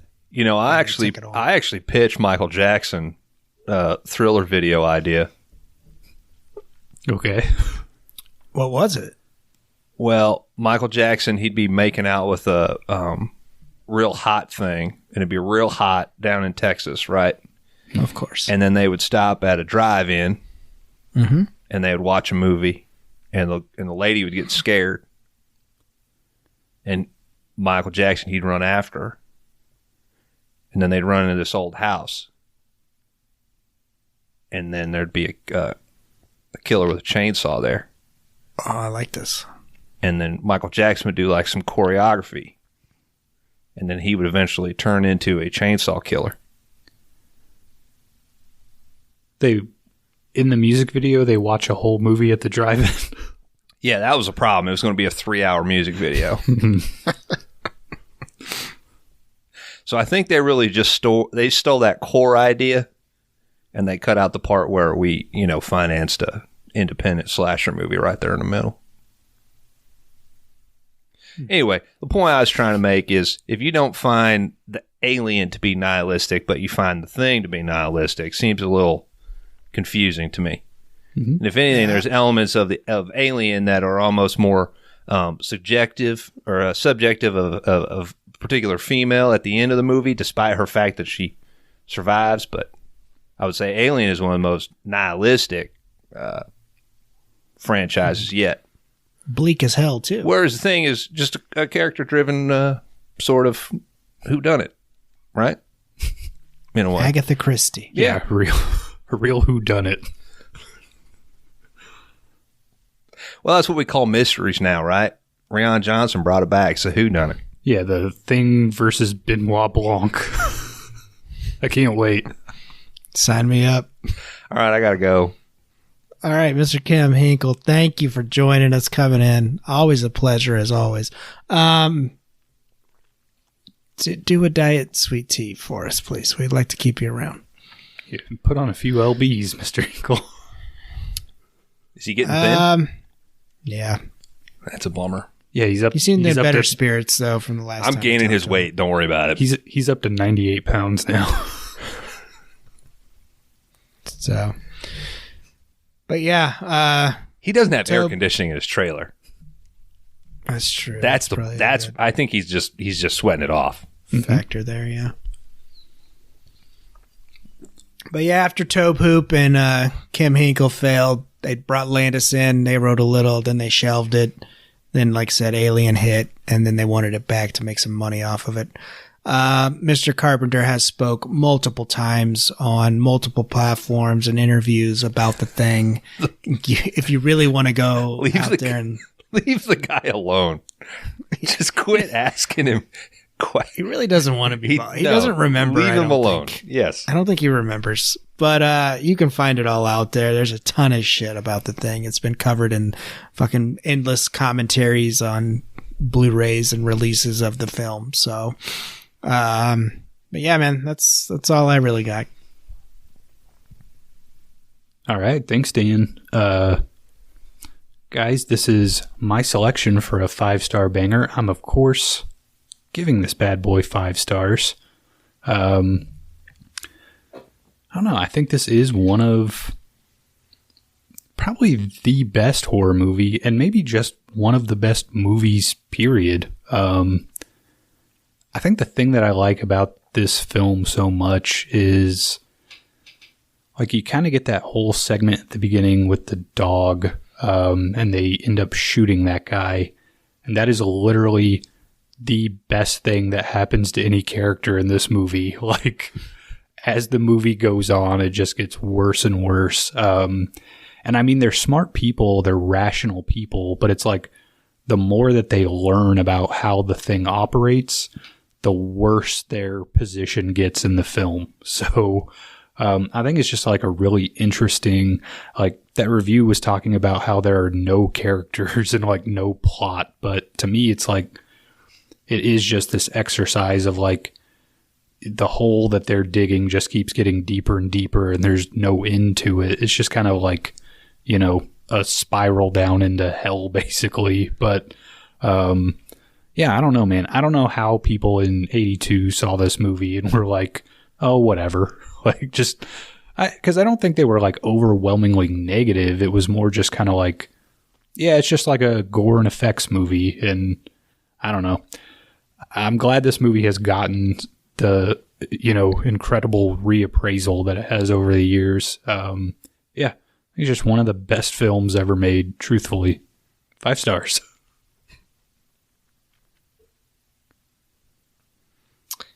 Yeah, I mean, it's everything. It's a perfect movie for what we cover, I guess. It would nobody would ever choose it on our regular stream of shows that we do for the categories and all that. Well, you wouldn't let them. Well, you can't. I mean, this would be number one, hands down, no matter what. It would never change. So this is a 5-star for me. The practicals are just, it's everything. I mean, the first time I watched it, it was like, yeah, The practicals are fucking great. The story, you know. But then as you watch it more, I think you kind of lean more towards the characters and kind of the clues that you're picking up on what's going on. And like I said, the critics called it nihilistic and bleak, and I fucking love that about it. I love the ending. Yeah, it's damn near perfect. 5 stars for me. Dude, you know that when it comes to horror, I gotta have an action or a sci-fi element, and goddamn, this is like the perfect blend. You can't say enough about the effects, and just the story as a whole. I think it's just infinitely rewatchable. Every time I watch it, I pick out something, or I'm watching it from a different perspective to try to figure out, you know, who was in the room when the dog went in there, and, you know, little things about the biology of the thing. I think it's just the right amount of ambiguity and just direct in your face. Like the fact that they show as much of the thing as possible. It goes against everything that you would want in a horror movie. Like it's in this movie, more is more. And what they hold back is a sense of, like, you can get out of this. Like, the trade-off is, hey, we're going to show you every fucking effect and everything in as bright a light as possible, and we're going to burn it, and we're going to hold on it as much as we can. And the trade-off is, you know what? Nobody gets out of this. That's your price of admission. And like you said, Kron, like, it just builds and builds. And I think you really like, I feel like, movies that taper up. I think in a lot of what we've talked about, like your graph of, like, they start in a shitty place and it gets worse. And this is one of the only movies where I'm like, yeah, I'm there for that ride. Normally I do need those dips. I need a little bit of relief, but this is layered in such a way that you get that relief on those rewatches and the character interactions. So it's absolutely a 5-star movie. Like Dan said, it'll be hard to beat as far as any 5-star banger we ever, like, it's better than Jack Reacher. I'm not an idiot. Like, I admit that. So 5-star banger, probably the best movie we'll cover. I think too, just like literally the perfect way to do a remake of a film. Like, this was kind of a forgotten 50s movie that, you know, maybe had like a good idea, but, you know, a kind of corny execution. And Carpenter came in and like did this thing up right. Whereas now I feel like it's like, hey, people like The Thing. Let's remake The Thing. It's like, no, man, like, that's the exact wrong way to do it. Like, find, you know, some movie from the 90s, throw a shot at Blank Man, see what you can do there, you know? I mean, yeah, just take something that didn't work out and you've got a cool take on it, you know?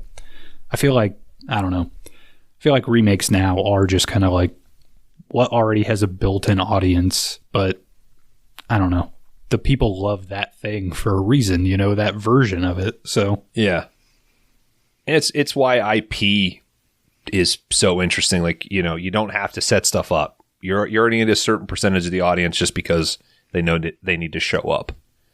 And, you know, you shouldn't remake a movie because, oh, it was good, let's just remake it with modern storytelling or modern effects. You should remake stuff that is like, hey, this didn't work, but it's a good seed of an idea. Mm-hmm. Let's try to unfold that. And I mean, in a way, isn't this more based on a book?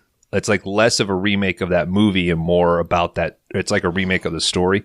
And it made me think of like Sorcerer. You brought a Sorcerer, which Friedkin was like, no, it's more of like my version of the book. It's not a remake of Wages of Fear in a way. Mm-hmm. You know, like, so it's funny that you're the guy that brought us both of those, which are that way of reinterpreting it. You know, it's not RoboCop, you know, or I love Batman, but they don't need to keep making fucking Batman movies. I'm fine with that. Like, or Spider-Man, I think, is the better example. Where they just crank a new one out every 2 years. Yeah, it's like, yeah. There's a new one coming out this year. Cool. Spider-Man? It's it's the end of the animated Spider-Verse, yeah. Yeah. I'll forgive that. To me, that's like all the fucking DC animated movies that they pump out. Well, like it's its own. I'm sure they'll figure out how to get fucking Ant-Man to jump into that universe and pull fucking Spider-Pig in to fight Krang. Krang is fucking TMNT, right? Oh, I thought they were going to have him fight Krang. Oh, why not? Shit, I'll watch that. Hell yeah. Turtles.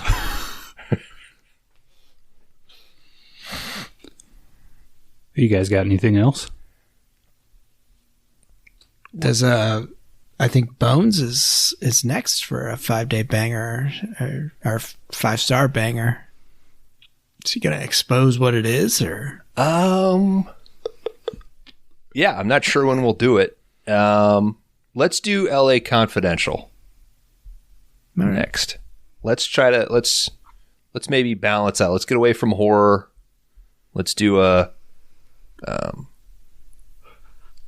what I consider to be like the best, like of what I had on the list, maybe sort of opposite side of the spectrum. So Russell Crowe, Guy Pearce, one guy, which will make it awkward to talk about. Let's do LA Confidential next. Well, my next one's American Beauty, so. Cool. And then, Kron, you're going to do K-Pax? Usual Suspects. You know, I've never seen Usual Suspects all the way through. Give me the fucking keys, you fucking cocksucker. You didn't get to the end?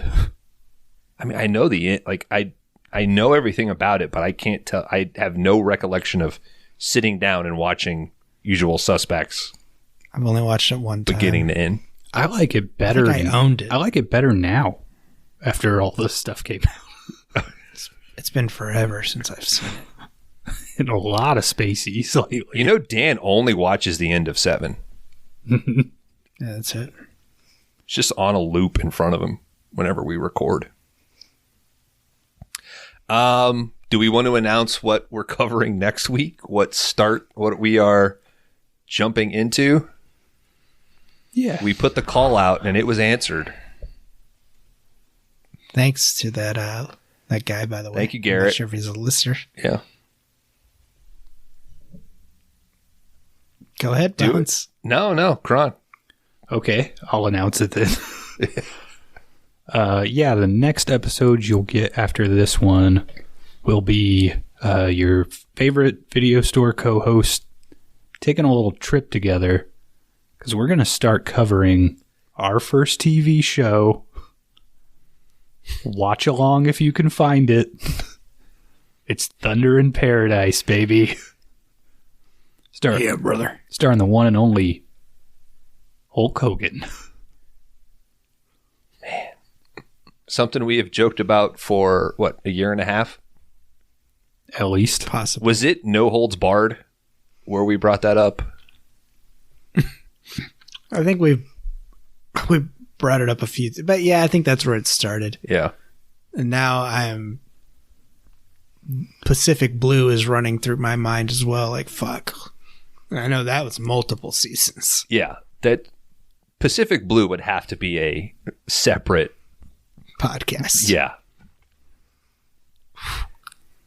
That would require personal changes to allow enough time for that. That would be a 10-year show.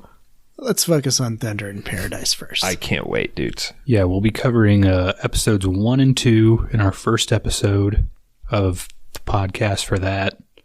And then, we'll just we don't want to take up too much of the feed with Thunder in Paradise, so I think we're going to hit, multiple episodes for each one of ours.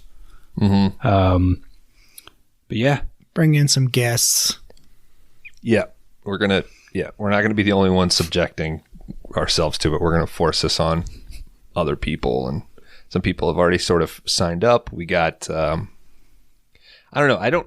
I guess I'm wondering, are we going to do like a beat by beat thing? How do we want that to sort of go? I think some kind of plot, but maybe just hit like the major points, you know? Yeah, I don't think maybe we need to go into too much detail.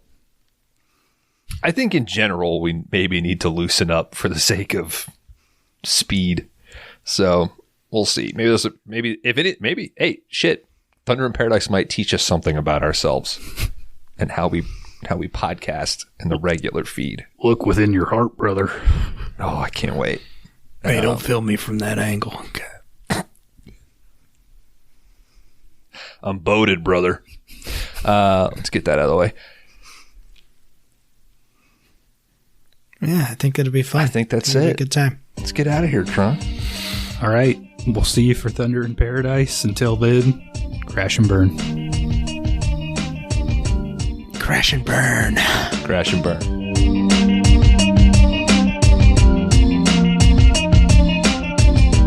Thank you for listening. Thank you, Kron, for picking like we said, the best movie we'll ever cover. If you're enjoying 5-Day Rentals, why not leave us a review, leave us a rating, Apple, Spotify, all those places. You can talk to us directly on our Discord. You can find me on Twitter. Dan's on Instagram. Kron is in a bunker somewhere. If you want a poster, you want some stickers, hit us up, man. We love you. Thanks. Come from